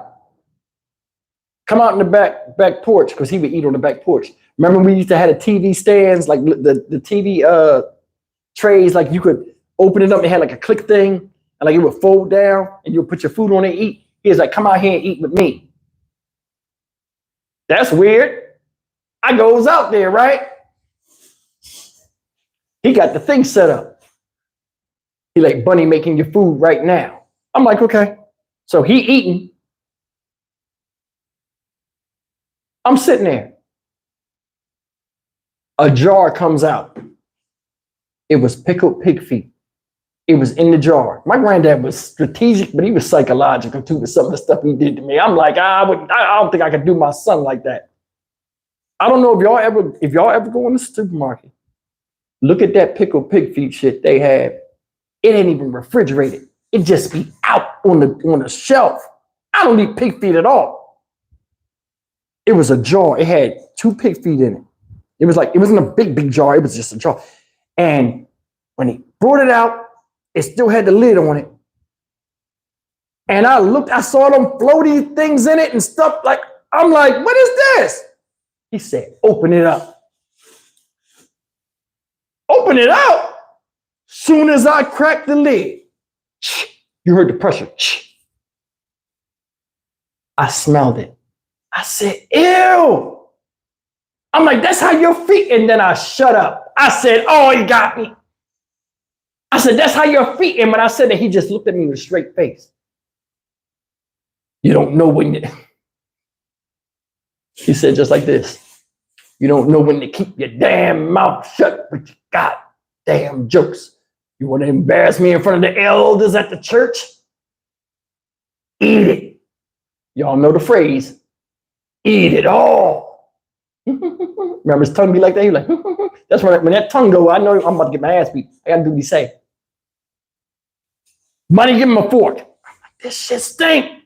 I'm like, Dad, do I got to, why? I'm like, why do you? Now, John Watts, one of the people you cannot ask questions when you know you messed up and he got you. You're going to have to just take it. I ain't going to lie. I'll eat the pig feet rather than get my ass beat. Because this dude right here is a mess. When he put his hands on you.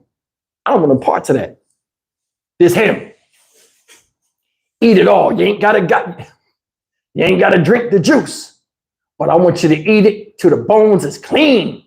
You know how I eat my food? You eat it just like that. I pulled that shit out. I saw that skin. It was a piece of hair growing out of this. You know, when something nasty to you, you're gonna look at everything and see all kind of nastiness on it. The closer it gets to my nose, the more funky it is. And I'm like, something's like, Steve, eat the thing. And all you heard was, eat. When he said eat, I dropped the pig. It falls on the ground. John Wise throws the fork and spoon down. We sitting across from each other. He said, God damn it. He threw the fork down. He picked it up off the ground and he put it on my plate. He said, eat. Just like that, eat. I'm like, this is child abuse. Takes his belt off. He said, you think I'm playing? He took the belt off and he put the belt right there. Bunny ain't coming to save me. She ain't. I keep looking. My grandma ain't coming. I said, oh shit. There I am in the corner. I picked it up and got to my mouth. I immediately, you know, you do that throwing up like, I throw it down. I grab it again. I look at him. It's him. This time, you got 3 seconds to put it in your mouth. 1, 2. I was like, ah! And I started putting it in my mouth and he slapped it up my hand. He said, then you remember the next time you run around and see somebody's damn feet smell like pig feet in front of people that are important in the church. Now get the hell out my face. Oh my God, I survived. I survived that. Yo, if I had put that in my mouth, it would have been all over. You know what I'm saying? That's why I don't mess with nothing. I mess with stuff that got vinegar in it, but like that right there, I got PTSD. Hell no. I saw that lint from the being on the ground and that piece of hair. Yo, I can't do it. Look, and I was hot with Bunny. She ain't come save me. All she can do is start an argument. He'll tell me to get out of his face. She ain't even do it. I said, so later on that night, she was downstairs. She smoked her cigarettes at night. I'm like, yo, why you ain't help me? You shouldn't have been talking crazy, Stevie. What you said was very disrespectful. I said, you still could have came out there and said something. Me and Bunny was close. She know to save me. He said, I wanted to see if he was really going to eat it. I said, you see, he had the belt out. She said, yeah, he was going to use it too. I'd let you taste it one time. I eat it. It's nice. That's why you think it was in the house. I bought it from the store. I escaped. I was lucky. I think if that pig feet touched my tongue and that vinegar hit the back of my throat, shit, that'd have been it. But yeah, I survived that. So that's that story. All right, check it out. Okay, I got them all written in order over here. I'm a moody, so I got to keep turning to the side. This story right here, y'all gonna like. This is a dating story, right? It's called "Be a Man." You can call this story, this dating story, we're gonna call "Be a Man." In fact, let me take a second and wipe my head. It's hot in here. I'm gonna go in that office tomorrow and act a fool. Have me up here sweating. Okay. I'm on a date nap. I can't remember what date nap it was. This was some years ago. And a girl contacts me. Black girl contacts me. She's like, hey, my sister, this is my sister's page. I'm from Ghana. She said, I'm down here. I saw your profile. I'm not my sister. You know, let me send you pictures of what I look like. And I'm interested in meeting you. You seem interesting. And she had an accent, an African accent. So I'm like, okay. So I'm like, I ain't never messed with no African chick before, especially let alone somebody from Ghana. I mean, I had Nigerian clients and I have different clients, but this is on a business level. I don't know nothing about somebody from Ghana. I don't even know. So she sent me pictures and she was petite, about 5'4". And she had that beautiful dark skin. I mean, she looked good, man. But anyway, the only thing was she had a wig on. I mean, a wig is okay. I guess, you know, the cosmetics ain't what they are over there or whatever. I don't know. She just had a wig on. And the wig was combed right. But I'm like, yo, the hair is not yours. You know what I'm saying? It just looked crazy. But anyway, I meet her and she's very nice. She's like, yo, let's go get something to eat. I'll pay for it. And like, she kept saying, thank you. Like, yo, I appreciate you coming to get me. I'm like, damn, you're real happy. But she's from another country, so I understand. She's like, oh, you're prettier than the pictures and you're more handsome. And I'm not thinking nothing of it.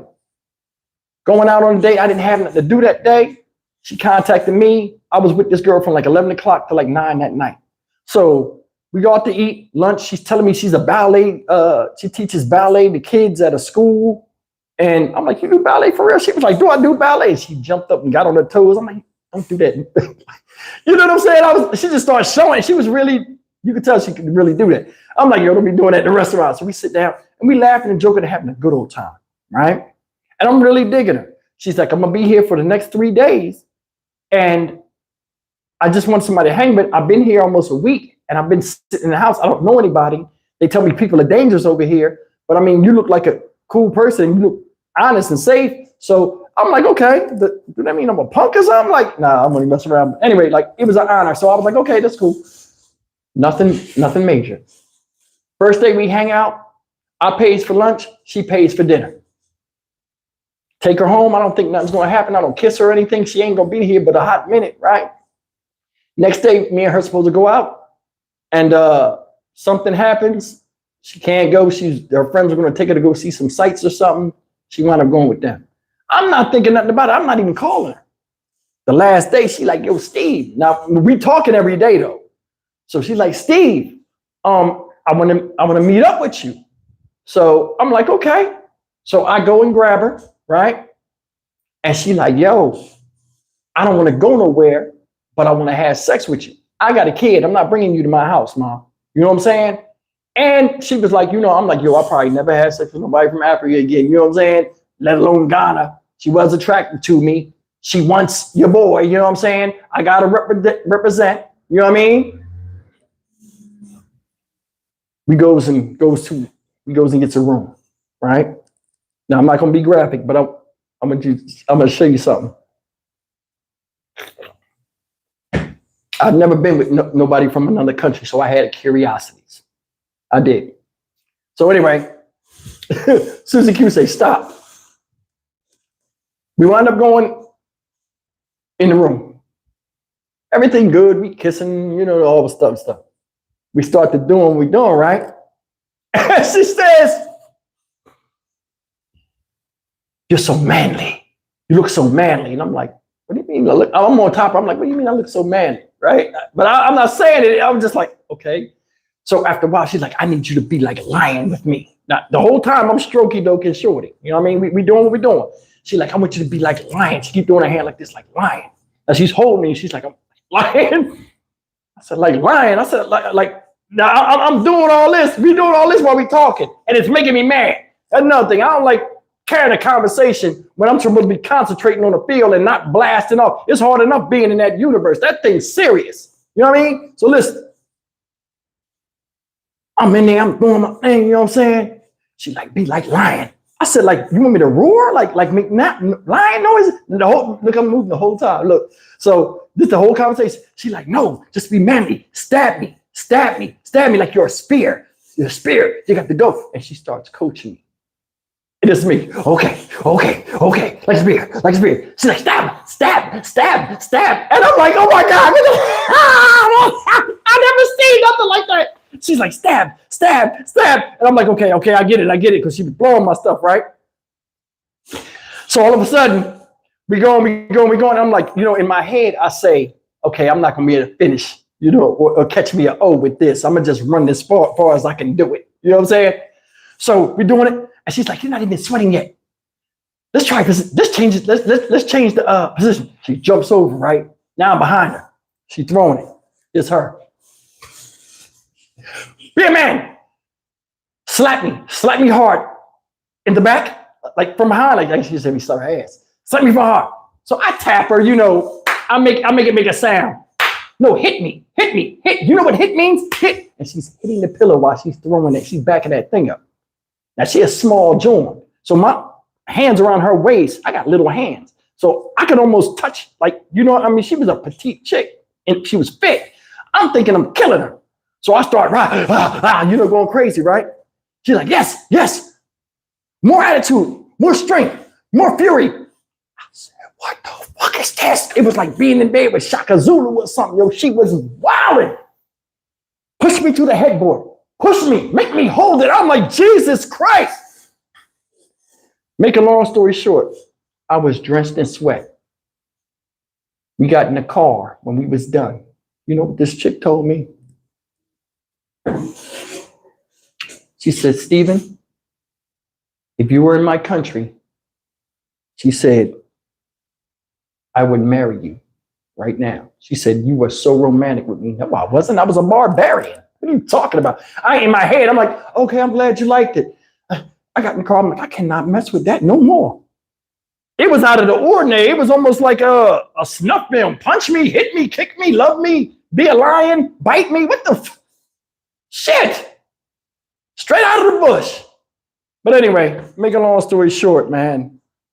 She enjoyed herself. I did too. But I mean, it was just a strange experience. I've never experienced anything like that in my life. I've never been pushed to the limit like that. She said, stab, stab, stab. Like lion. I said like lion. Like, what do you mean? Like roar? You want me to, when I'm humping, you want me to be like roar? Like, what do you want me to do? Shit, teach me. But yeah, I'm like, luckily at the end, I was like, I'm not gonna be able to put up with this more. I have about 4 more minutes in me, 4.5 more minutes in me. I'm about to fall over. But yeah, she worked me out. Worse than last time. Now I ain't gonna lie. If she said she wanted to do something again, I don't think I would have did it. It was too much work. It was too much. I'm like, yo, you like trying to do marathon. It was a mess. All right, that's that story. That story was called Be a Man. That was my Ghanaian date. She was a sweet person, though. I ain't gonna front. I ain't got anything bad to say about it. Now, this next story is the last story I'm gonna tell y'all. I'm gonna take my hat off, but this is hot in here. This is a John Wash story too, my granddad. When I was in 11th grade, right, a kid came to our school. I don't know if he was abused or what, but he was a bully. And he was a black kid. And everything you see on TV, like taking lunch money and stuff like that, I've never seen that until this kid came. He came to the school in like April.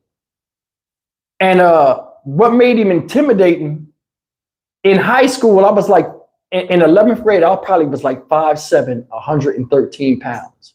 I was a small kid in high school. This guy was about 6'4". He was the tallest kid, and he was a senior at that. He was like 6'4". He never played football or anything, but he weighed about 230. He looked like an NFL linebacker, and he was young. Now, you take somebody, and like this is what I found out too. Most of his schooling came from like he was in bad schools. So like he was just like, our school wasn't like that. So when he came there, I think he recognized that it was sweet, and he just tried to take over. One time he got into a fight and beat somebody up real bad. He hospitalized the person. He beat him up in the gym. And when the gym teacher tried to stop it, when he reached back, he elbowed the gym teacher and knocked the gym teacher out cold. Now, granted, the boy said something or did something to him, but the way he beat the boy up, why didn't they just throw him out of the school? You know, because it was like bringing another narrative of violence. We ain't had it at our school. Like, I mean, kids will fight. You know what I mean? But it wasn't like, you know, to the death. Like, so this dude was different. So anyway, make a long story short, he was in the class with me, and he never talked. He would just be in the back, and like sometimes he'd make little smart comments. And I think the teacher, because she was a lady and she was small, she kind of was like, if he just stay back there and be quiet, I'm gonna teach the class. If he learn, he learn. If he don't, he don't. But like she would call on him for answers, and he would snap on her like, yo. He would say the B word. I'm like, yo, why they don't ever suspend this dude? So it had to be something with it. I still don't understand the story, but check this out. This guy is in class. I avoid him. I don't talk to him. You know what I'm saying? He in my class, he in the back. Nothing happened or whatever. So I'm at church one day, right? And I turned, like when I was 16, I graduated a year early. So like when I was 16 in 11th grade. So right when I turned 16 in February, I stopped going to church. But right before I stopped going to church, one day they had like this, I forgot what that thing is with Jehovah. What's that thing? If any of y'all was Jehovah Witnesses in here when y'all was younger, was it in April? Like where you got to do the Christ thing when it's everybody go. I forgot it. That's how long I ain't been in church so long. But anyway, I remember that, and he was there. I'm like, damn, that dude go to my school. And the thing that was striking about this dude, y'all, he had a scar on his face, like under his eye that ran across his lip. So it's like a knife wound or something, like a razor mark. He looked scary, and he had a full beard. That's how we found out he was almost 20 years old in 12th grade. To people, when you almost 20, everybody look at you like, yo, you're like a full grown man. He looked like a man. And he had a deep voice too, so people be scared of him. So I seen him in church. I happened to look, and I seen him staring at me like, I'll look away, and I'm like, I'm all dumb. I look again. He's still like, I'm like, damn, he's staring at me. I'm like, what you staring? So I'm not thinking about it. Passover. That's what it's called, Passover. So anyway, I don't talk to him. I know he knows I'm in his school and he sees me. It's me, John Wash, my grandma, whatever, right? We in school and he's in class. And all of a sudden, somebody throws a piece of paper and hit me in the back of the head. I'm like, I knew it was him because he was staring at me and nobody laughed. See, that's the thing. Nobody messed with this guy. So I said, I don't think nothing of it. Another piece of paper comes. And I'm like, I put my hands up like, yo. So I look back, nobody's looking. Some people ain't even see the paper. But I look back and he like, so I don't say nothing. So the next time, he just gets up and he takes a big, because I could hear the paper tearing. I ain't want to turn around and look. He stands up, throws the paper. Before I can say something, the teacher comes in the room, Mr. Arnold. He like, yo, get out the class. So before I had a chance to say something, he like, go to the principal's office. He get up and leave out the class. When he leave out the class, right? Push my head hard, like push my head, like almost like the whole desk move. Fuck that. Fuck that. You want to beat me? No. You know what I'm saying? I said, man, I ain't cussing in front of grown-ups at the time. I said, hey, man, what's wrong with you? He's like, what's up? And then he just like stood there. I mean, he was towering over me. And Mr. A grabbed him and sent him out the thing. Now I'm like, how did that turn into a beef with me? And then he goes outside. He come back with the fire extinguisher. He said, he opens the door. Hey, Mr. Arnold, look, he blasted fire extinguisher in his face, blew his glasses off and everything, and then threw it down and ran laughing to the principal's office. It was a nutcase, certified nutcase. Nobody laughed, like, oh shit, he was choking and everything. The girls and some of the dudes ran over there. I'm like, damn. I said, something tells me he gonna put all this on me. They tell him he got to go to principal's office. He go to principal's office. They can't get in contact with his parents. So he got to stay at school. Now he finding out what bus I catch. Or what area that my bus get off and what area I live. Kids are ignorant. They tell him, yo, he live over here. I wasn't in that district. I went to that school because it was a good school, in my mom's area, but I lived in Camden, but they didn't know. So they think I'm in this area. He like, yo, I'm gonna come over there today or whatever. By the grace of God, my mom, Bunny used to have asthma attacks. She would get hospitalized sometimes. John Wash picks me up. Now I'm like, okay, I ain't fighting this dude. Because the dude sold drugs too. That was another thing. He sold drugs. This dude had a gun in school a long time ago. A lot of people think they guns and stuff school is new. No, guns back in the day, you just didn't see them. You know what I'm saying? Jeep performance happening. So This guy had a 38 special in school. I ain't never seen no real gun up close except for Johnny and the shotgun. A handgun? He's showing the gun off. I'm like, Jesus Christ. So now I'm thinking like, this is a grown man. He's going to kill me. He going, you know what I'm saying? Because he's like, I'm going to shoot him. He's like, I want all y'all to be out there. I'm going to shoot this nigga. You know what I'm saying? So now I'm like, okay. They call my house. My granddad, this is when we had house phones. My granddad come, they tell him, hey, come get me early because they don't know what this kid's going to do. And you understand what I'm saying? He telling people he don't care. He going to get me after school and all this other stuff. It's my fault or something. So I'm like, okay, I'm trying to figure this out. Like, what happened? What did I do to this guy? I don't know what I did. I don't know him. So anyway, John Watts get the call. Get in the car. School get out at 2:35 at that time. And I got a belt. And they come and get me 2:15 to avoid conflict. Because, you know, this boy is bigger than most teachers and stuff, and they already know he's crazy. So I winds up leaving. But when we leave, John Watts drive around the back and he parked where the bus is at. He said, what's going on? He said, I want you to tell me the truth. This is serious. He said, this boy talking about doing something to you. What happened, Steve? So I'm telling my granddad know me. I'm like, hey, remember we was in church? I said, that guy kept staring at me because John Watts had notes like, why was that guy staring at you?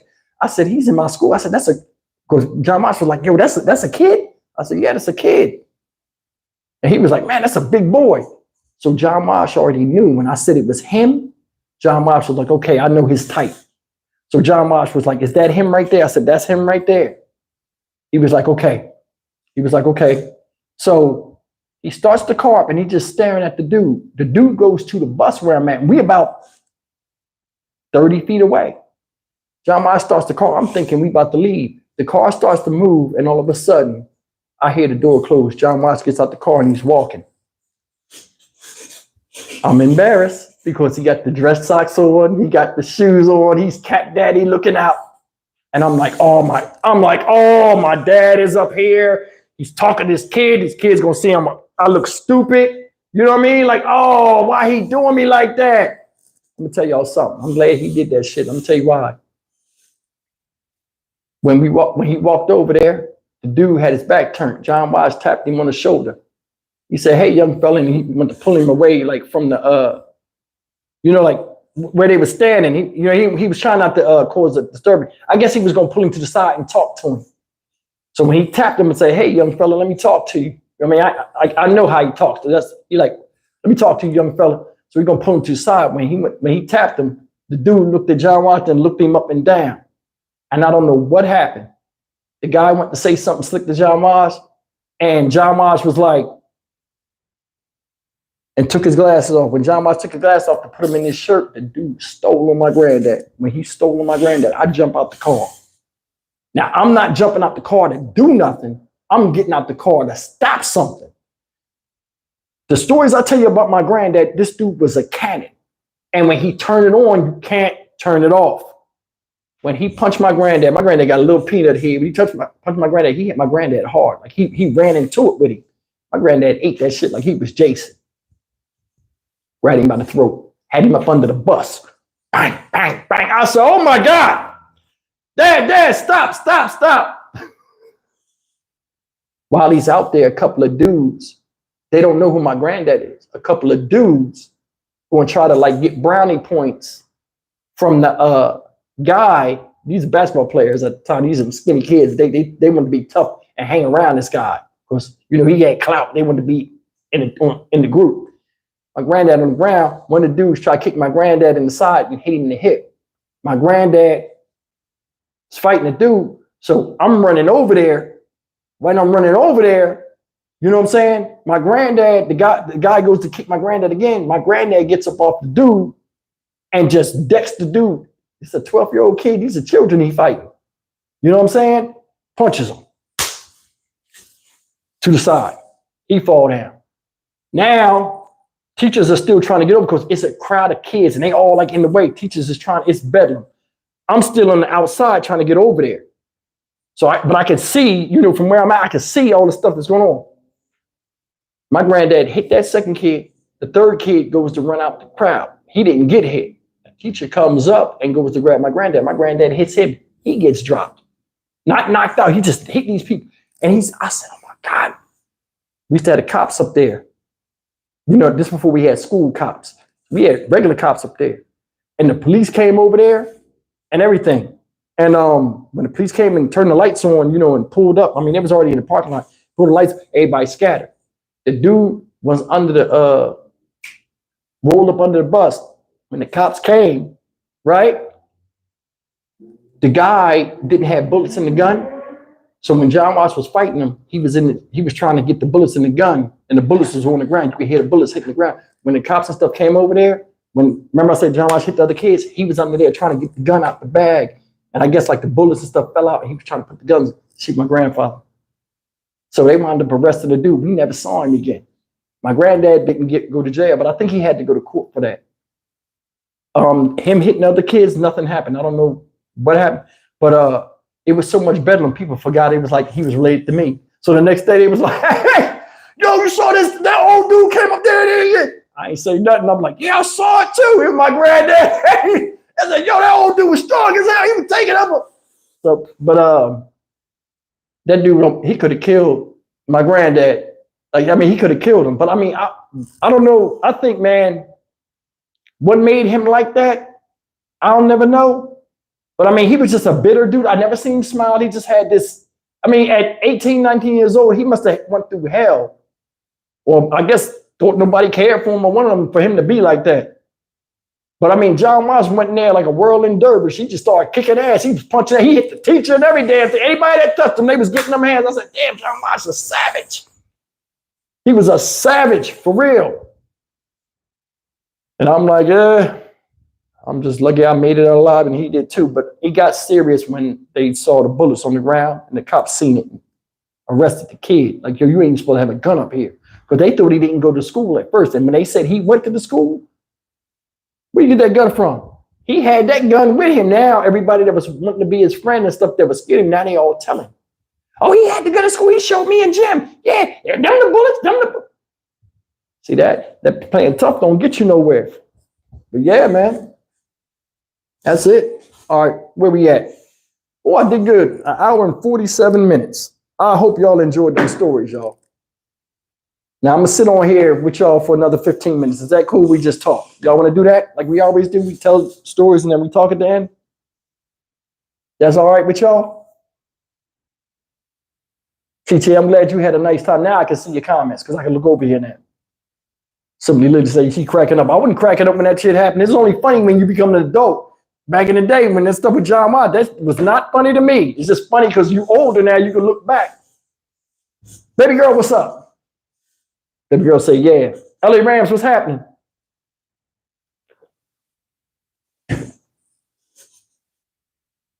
Y'all got any questions for me or anything y'all want to talk about? Anything you want to ask me? Queen Spirit, thank you so much.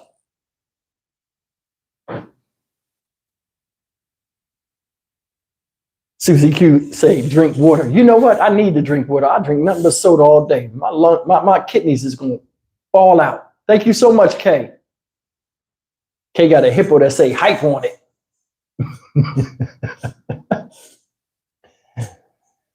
Do I have an Amazon wish list? No, I don't have an Amazon wish list. I don't.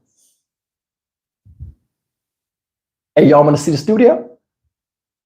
Y'all want me to spin you around? You can see the studio? Ain't really nothing to see. Y'all want to see it? All right, let me get up, move stuff. I got to take this thing off of here. All right, give me a second. I got y'all on the tripod. I'm not done. I'm going to show y'all something new. When I do my videos, it don't take a lot of money to do a YouTube video. This is my cell phone, right? That is my setup. See me? See I'm live? Just a computer. Let me see. The Mountain Dew. Keyboard. And my signs. That's it. It don't take much to do this. If I can get y'all back in the right space. It doesn't take much to do these YouTube videos. You just need space. I mean, I really enjoy them. KO, hello nurse, say, throw the soda away. Make me. Let me stop. No. I know I need to drink more water though. I appreciate y'all saying it. I do need to drink more water. That's why I'm probably sweating up here. Are you going to do a story about the Pittsburgh man that got into a shootout over an eviction? Yeah, I am. The last couple of days, right? Between the Josiah Mitchell his body being found and Alicia Watts' body being found, I've been swamped with trying to do these videos. And I got a lot of good videos I'm gonna try to unleash tomorrow where you guys can see them. Because I mean, I'm so far behind on stories. Like them 2 stories I did today, I think they're 2-3 days old. But I mean, it is what it is. Hello, nurse, say the disrespect. I'm not disrespecting you, baby. You know I love you. Be nice. Now, I ain't got diabetes. I'm far from that. I just got checked. I ain't got it. Yo, somebody said, in fact, I forgot where I heard this at. They said Mountain Dew got so much acid in it. If you took a mouse and put it in there in 40 days, the whole thing would dissolve to nothing. The hair and everything, it would go back to normal Mountain Dew. Yeah, I got to stop drinking it. It's just so good. Damn, you know what I'm saying? Dunmore goes to court Monday at 9:30.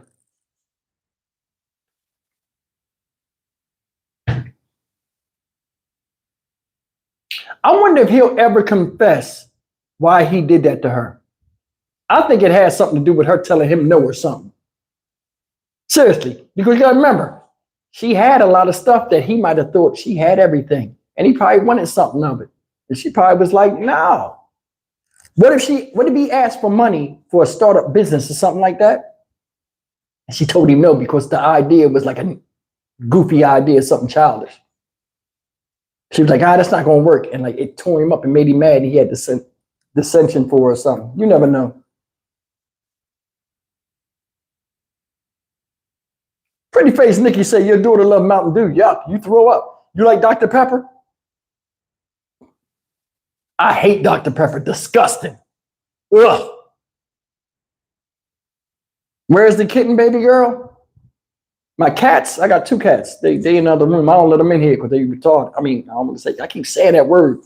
Tell them from the 80s. That was a big word back then. They very needy. You know what I'm saying? They always want to be up under me. I ain't got no problem with that, but I be working. Like they stick their little paws up under that thing. Yeah, it's like dogs. I used to having dogs. This is the first time I had cats. They okay. I'd rather clean that litter box than clean up that poop outside. I can't understand when people have an apartment with big dogs in it. There are people in here right now that got huge dogs. And I'm like, you go out there with a piece of plastic and you pick up poop after your dog does it. I can't even do it. They don't even look right. So I just gave dogs up altogether unless I get me a yard or something. Steve, do you talk to your grandfather or Bunny? Well, Bunny died in 1995. And John Wash is 96 and he's in Florida. I call him sometimes. He wears a hearing aid. So a lot of times his phone is like, turned down. And if you don't have it near him, he can't really hear it. But like, yeah, I spoke to him a couple months ago. No, in fact, I spoke to him recently. I can't remember. Somebody said, gross, you have cats. Cats ain't gross at all, Tanya. Talking about cats, all right, they quiet. You never know they're here. Only thing I don't like about cats is I walk around my apartment in the middle of the night sometimes. Like I might go to the refrigerator or something, come out the room, and they just be laying in the floor and don't move out your way. You step on right here, they just take off. Yeah, Tanya, y'all throw dogs all day too. The cats are clean too, baby girl, yup. Joanne Momoa say, I love cats. Cats okay. They just don't listen. But I mean, the cats I got don't do a lot of stuff people say the cats do. I call them, they come. I get down one knee and they'll come right to you. But the thing is, they just want you to keep rubbing on them. You gotta be in the mood for that. You should do a FaceTime with me so I can meet. Meet who? Who, John Wash? Oh, you'll love my granddad. My granddad is funny. He funny as can be. He'll talk though. You gotta interrupt him. My granddad, one of them people where he start to talking, he just go. I remember one time we was in church, he did the prayer for 20 minutes. People was getting mad, but you can't say nothing when you're supposed to be praying to God. I'm like, why is he doing this? The patient's families were mean. And how, what are you talking about? Who's she? Oh, she's talking to somebody in the chat. Y'all want to meet John Wash? Hey, you know what? See, he be sleep early though. It'd be cool if I could get him on the show, like on live, like, you know, and have him call in and me and him have a conversation. Y'all would hear him say Jehovah, y'all will fall out laughing. I don't know how to bring him on. Y'all got to understand. So listen, this is the most room I've had. Remember, I was in the other room. That room I wasn't using. You know what I'm saying? I used to use this room to sleep in. Now, of course, we divided the assets and stuff. I got a spare room. Now, the room that you see me doing things in, that bed is originally mine. I'll sleep in that room. And now this room is what we're going to be doing in it. But I'm going to be building stuff out. So, I mean, it looks okay. I'm looking at it on the board. Like, I'll go and critique how it looks. I don't like how the wires are hanging in the back, but I'll fix that out. I'll figure something out. Got to remember, I'm playing this as I go, you know? Just do a video with your grandfather. No. I don't know, man. Belinda is John Wash, W-A-S-H. Like washing your clothes. It's Washington, but it's, I don't know why you put wash in there. You know that, Belinda. We can talk about that multiple times. Oh, no. I'm in an apartment. So, like, as far as like getting a house doing the, no, I was in an apartment. We was in apartments. This is my second apartment in the second location since we've been married. I was only married for 2 years. So, thank you very much, Queen Spirit. Y'all don't know how hard it is to do a YouTube. I mean, I'm so used to doing it. I could just push the camera and just go. Like, I used to have notes where I would have to talk and like verbatim stuff. Now it's like I'm getting to where I feel comfortable. I can just talk with y'all.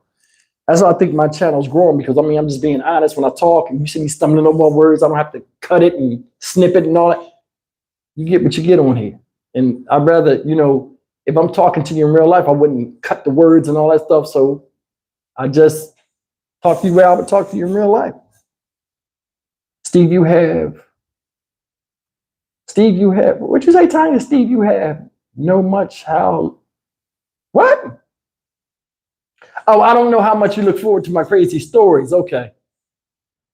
I do be having some crazy stories. But you know, to me, when you go through these stories, they're not crazy until you're older and you're like, damn, I could have died. So it's like funny to talk about them. I got a lot of stories though. I got a lot of jail stories that's crazy too. I mean, I got some crazy jail stories. I got crazy jail stories. I got let me see. Oh, check this out. I just peeped something. The live started over after I hit 2 hours. So I don't know if it's going to split this into 2 videos or what. We'll roll with it though. When you live a long life, you are full of stories. Yeah, I want to be one of them older people that, like, you know, you've seen it all and did it all. So like when people go to talk, you be like just sitting there like just watching, like, okay, he's going to do this next. He's going to do that because he don't. You got to remember, the human mind goes in cycles.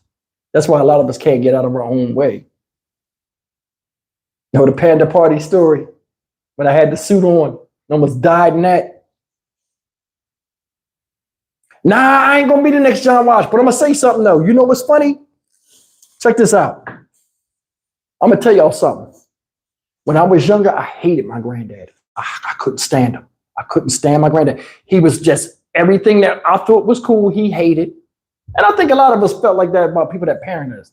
He was a nerd. He didn't know anything. He wore dress socks, so I didn't take him seriously. Only time I took him seriously is when I knew he would fuck me up or he would fuck somebody else up, and I would see he still got it, so I never tried him. You know what I'm saying? But I mean, he used to just blow my style. Like, Okay. What time is it? I'll say that story for next week. I'll say that story for next week. I'm gonna talk to y'all. I don't like jumping out of story time and going back in. We'll say that one for next week. But you know, people get on your nerves when you're young, like you think you know something. And the thing is, they don't know anything, and that's the part. And I think it's gonna always be like that. You have to learn from life's experiences. But nowadays in the community, the experiences are killing you. So you don't even get a chance to learn from them. It's like it's only one experience you can learn, and that's death. That's it. And that's why I like to talk about this, because I mean, how did they ever come to this? What part of the game is it? Queen Spirit say she older and she got stories of day. I believe you. Rambling Rome, you just got in here? Man, we finishing up. You had to start from the beginning. Kelly Roberts said, that's your favorite drink, Mountain Dew? I've never seen a black person drink this. Seriously, I've never seen. Go look at the Mountain Dew commercial next time they show them. You never see black people on there. I don't know. Shit's good to me. I don't give a damn. Best kept secret. Shit. Somebody said it's gross. What'd you say? It ain't gross to me. Mountain Dew tastes good. Yo, Cooking with Miss D ain't in here tonight. Did y'all see her? Is she in here? Scorpio lady, what's up? Scorpio lady says she like Mountain Dew.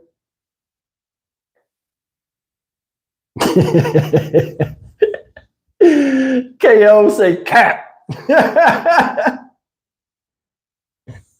Thank you, Paula Murphy. I appreciate it.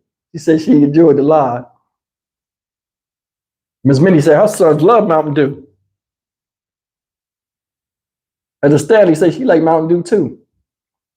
Yeah, man, if y'all not subscribed to that my Stock Market Steve channel, if you go to my channel, like the Dynamic Research channel, or if you type Stock Market Steve up, usually my face appears in a different picture, which I hate. The channel's named Stock Market Steve. Go ahead and subscribe to that channel. I got like 500 something people over there. I got like 3 videos already. But go ahead, because come Monday, I'll forget when I'm doing this channel. And that's a separate channel. I would never mention stock market stuff on this channel. So make sure you know, because I got a lot of new subscribers that don't know I have another channel that I'm about to explode. So go ahead and subscribe to that channel if you want to learn something. I mean, I'm gonna make it real educational and beneficial for y'all, and it'll help you at any age in trying to grow your money.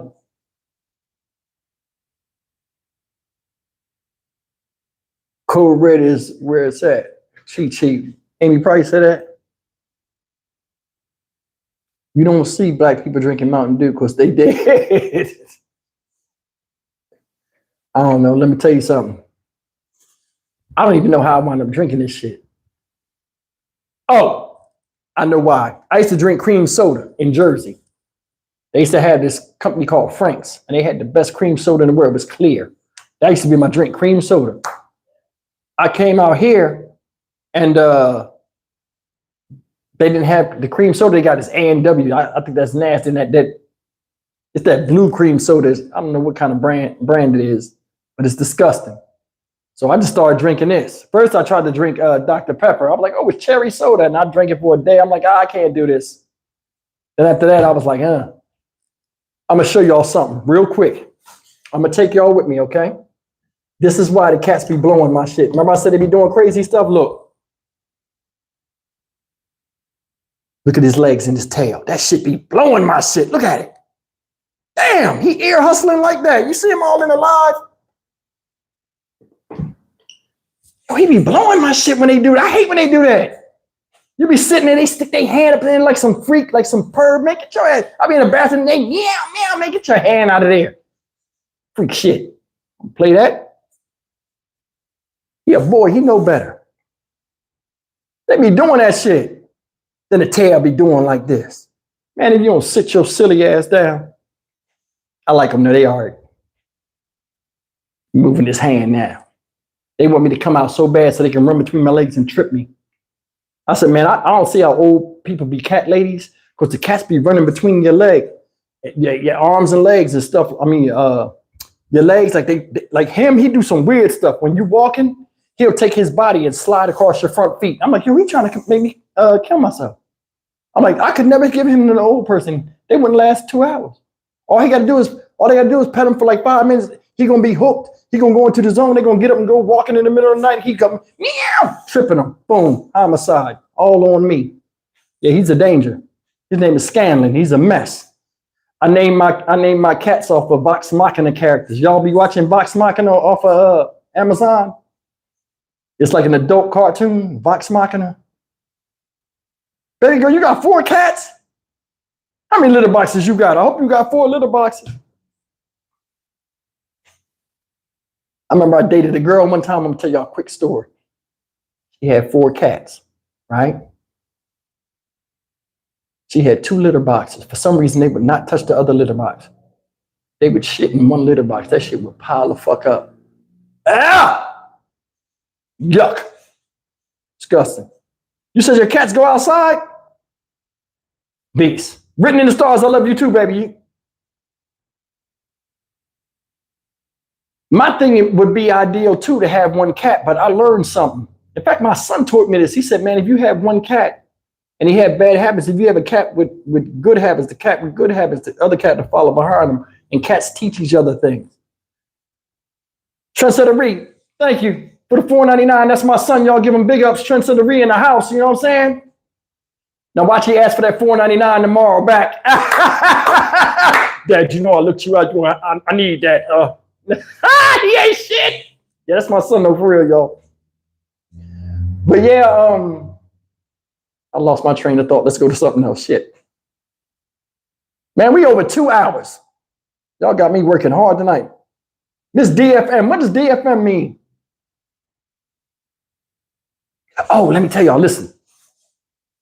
The merch is almost done. I think I'm gonna start out with not keychains. I'm gonna start off with t-shirts first and we'll see how they go. I don't drink coffee. I think a coffee mug, I don't know how many people that listen to me drink coffee. I don't want to have everything every other YouTuber has. I don't want to have a hat. And we'll go with the t-shirt first and we'll do this in steps. And then what I'll do is, I think because I want my channel to be interactive, I'll start taking polls. What's the next part of merch you want to see come out? And I might have coffee mug, keychain or something. And everybody pick, and I'll leave it up for like 2 or 3 weeks. And then I'll tally it and that'll be the next merch coming out. I think that'll be hype. What y'all think? Dead Flesh Ministries. Okay. What is that? That's church? I don't, Dead Flesh. What does that mean? We're just getting started with this live. No, because I'm about to get off here. Y'all. She said, not the merch, please. We're not in the Steve Good stuff, man. I appreciate it, brother. Hey, man, you guys be giving me some serious motivation. Hey, man, y'all seen that story when I did the funeral? Yo, I did not want to do that video, bro. I sound better on camera than I sound and felt. I was like, man, I'm crying. I'm like, yo, I can't. And like, you thinking about it. Like when I did this, I'm talking about the video I did with the little girl. Man, I was hurting there. I was hurt. Man, everybody was crying in there. I was like, oh. And I knew that was going to happen. I'm like, I don't know why I said I was going to go. But then again, I mean, it changed my life too. Just seeing that type of stuff, it makes you want to be compassionate towards your fellow person. And it was like, man, it was just seeing a father like that, it hurt me. Coffee over Mountain Dew. Okay, you can have all the coffee. Just give me the Mountain Dew. Tanya said they're trying to keep me alive. I am too. Okay, you know what? I'm going to drink this for the next 9 hours. Show of solidarity. I quit for 9 hours. In fact, you know what? I'm going to start drinking water on these lives. It'll kill me, but I'll start doing it for y'all. Yeah, it was heartbreaking.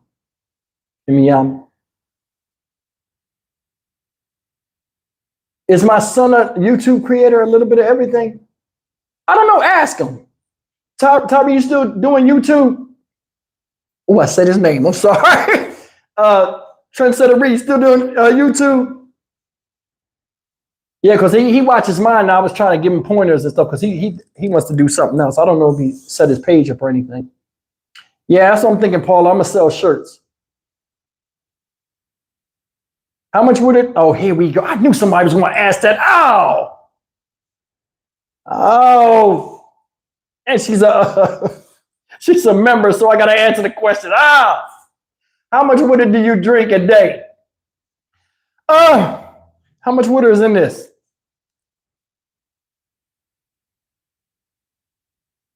A, a gallon? Shit, I don't know. No water. I mean, I'm trying. I might drink like the equivalent of a bottle of water a day, but I really just drink this. I don't go nowhere. I don't sweat like that. Which, you know, okay. She cussing me out. I'm sorry, babe. I'm being honest with you. You asked me a question. What do you want me to do? And you know, I'm 50. I need to start doing that. Hey, Trendsetter Reed, they say, what's up with that channel, man? Now, y'all got to understand, he's what? How old is Trendsetter Reed? Is he on here? Let me find out. He jumps in and jumps out. How much sugar? Man, y'all are eating me alive with this Mountain Dew. How much sugar is in here? Let me see. According to the nutritional facts, it is 46 grams of sugar, which is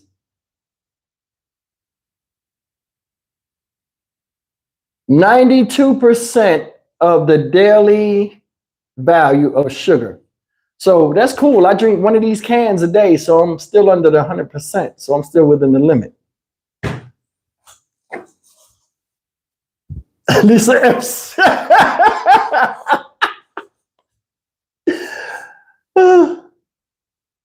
Did I ever think about doing towels? I've never thought about that. But I don't know if anybody wanted to. I mean, what are you going to do? Dry yourself off with my face on that? That's great. That's weird.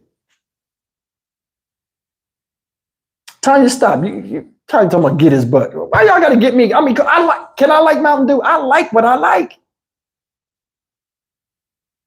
See, Belinda, there you go. See, I ain't going to repeat your stuff, Belinda. You bad. Darlene P., why you say wow, Steve? What? A cup of sugar per can. Who knew? Hey, Trendsetter Reed, there you go, y'all. Hey, they asking you questions about your channel, bro. You need to be paying attention to this chat. Thelma Hush say, lie, pants on fire. I ain't gonna lie, I drink about 5 or 6 of these a day. I love it. In fact, I'm gonna be honest with you. The 20 ounces, I drink about 3 to 4 of those a day. That's how much Mountain Dew I drink. Man, y'all making me feel bad now. I mean, what? A lot of people don't drink water. Please drink at least 2 bottles of water a day. You know what, Maria Moore, I'm gonna do that for you.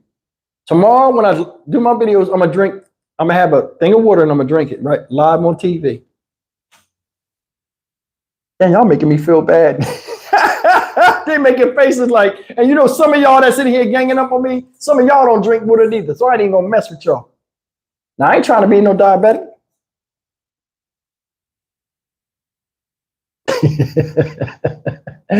Newberg Pool, thank you so much.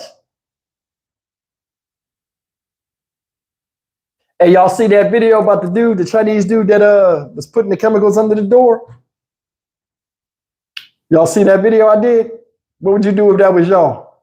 And somebody was putting that poison up under there, like making your family sick.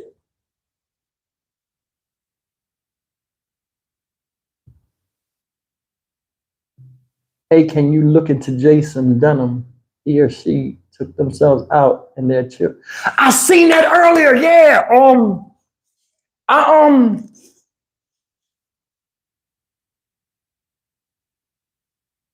That came out. This story came out today. Somebody sent that to me, and I seen it. And then, like when I went to hit the button, I hit a clear instead, and it knocked it all off. Belinda, you better stop at that Orange P. Steve stuff. You know, damn, I'm thirsty. I'm scared to even put this to my lips. Y'all ready to fight?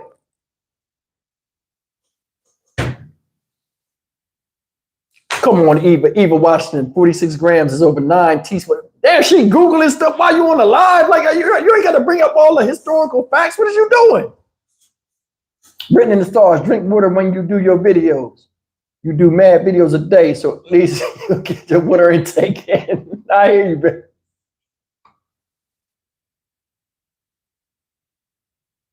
And Pretty Nikki say night game over.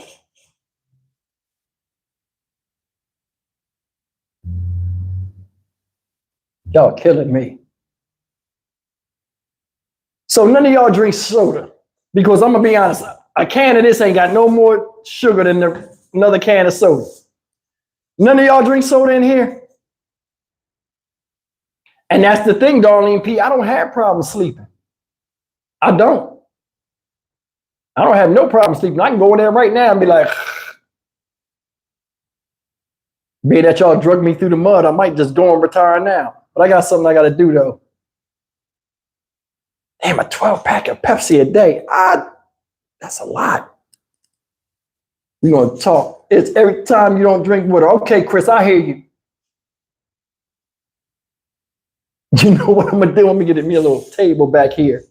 And I'm going to have a thing of water sitting there. Every video, it's going to be like a little bit more water going. I'm like, I'm drinking water. See, look. It's going to be like 5 hours between videos, and the water's still going to be over there. Somebody going to bust me like, Steve, you don't sit your butt down and drink that? But what are my cats' names? My female name is Keyleth, and the male's name is Scanlan. Scanlan. And the female's name is Keyleth. Keyleth. They're odd names. I think they're cool. Hazel Cooley, what's up? I ain't seen you in a minute, Hazel. You all right?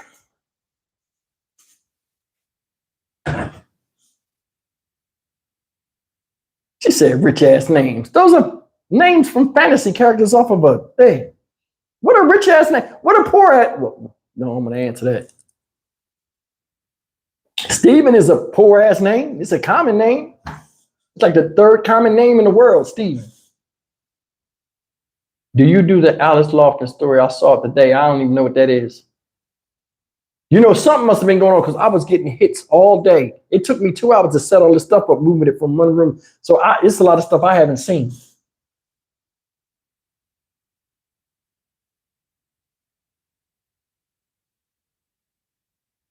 Darlene P say, put the soda down. You know what? I'm going to put it right over here. I ain't going to touch it no more. Every time y'all say Mountain Dew, it make me drink. Yeah, it wasn't. I'm glad you like this setup. I used to have just one because it was irritating me how it's dark. Like I'm looking at the screen right now, and for some reason it's dark. Both sides are dark, but it's light on the thing. So I guess I fixed the problem.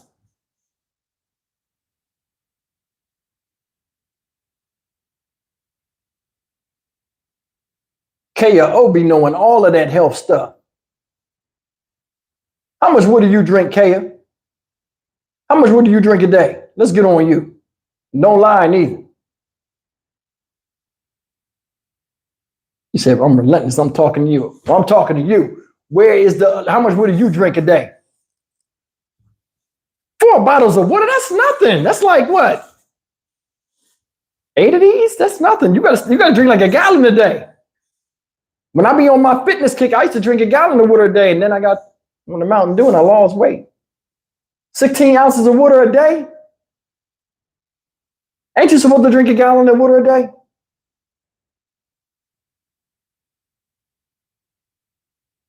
Oh, I don't have to? So I'm 5'10" and I weigh like 185, right? How much should I be drinking of water a day? Tell me how much water to drink. I got bottled water in there right now. Tell me how many bottles of water I'm supposed to drink. And I'll start drinking them.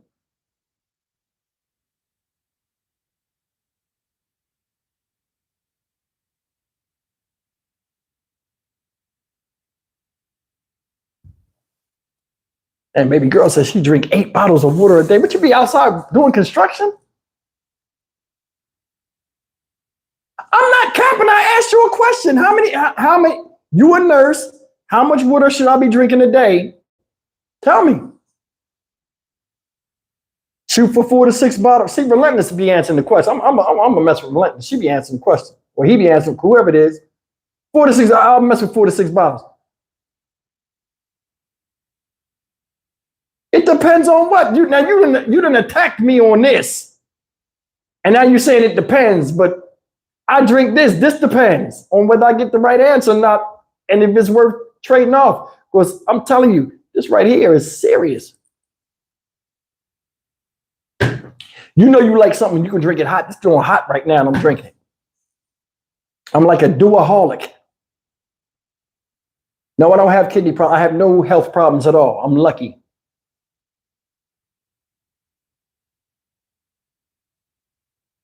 See, you talking about, I'm not messing. See, you talking about seeing somebody's labs now. I got to take labs too. I'm 50 years old. Let me go check everything out. Carolina R say 6 to 8 things a day. Okay. When is the last time you had kidney failure? Kidney function test? Never. I go to the bathroom just fine. Paula Murphy said, drink what you want. Nah, I know I got to stop drinking Mountain Dew. You know what, though? I'm supposed to have quit last week. Because I paid for my gym membership, so I'm supposed to be starting the gym membership. I'm supposed to be early this week. I just paid for it today, so I'm going to start Monday and start getting back to where I'm at. See how fast I can get this thing back up. But yeah, man, it's the longest I've ever been on here. Listen, we like 2.5 hours into this. So if y'all got anything y'all want to ask me, I'm about to get off in about 3 minutes. That'll put us at the 2.5 hour mark. Is that cool with y'all? That's cool? I don't know. You're talking about we love you, Steve. You just bashed me for drinking Mountain Dew. Now I'm looking at it mean because like it blew my life. You know what I'm saying? Y'all done messed my whole night up.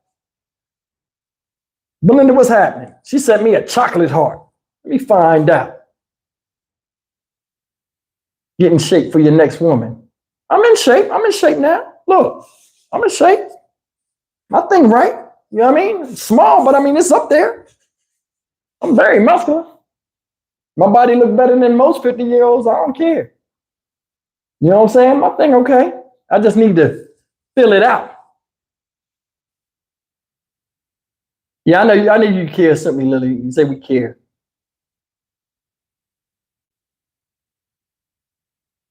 Scorpio lady, I think you asked me that last week. My zodiac sign is Pisces. I ain't really into horoscopes and stuff like that.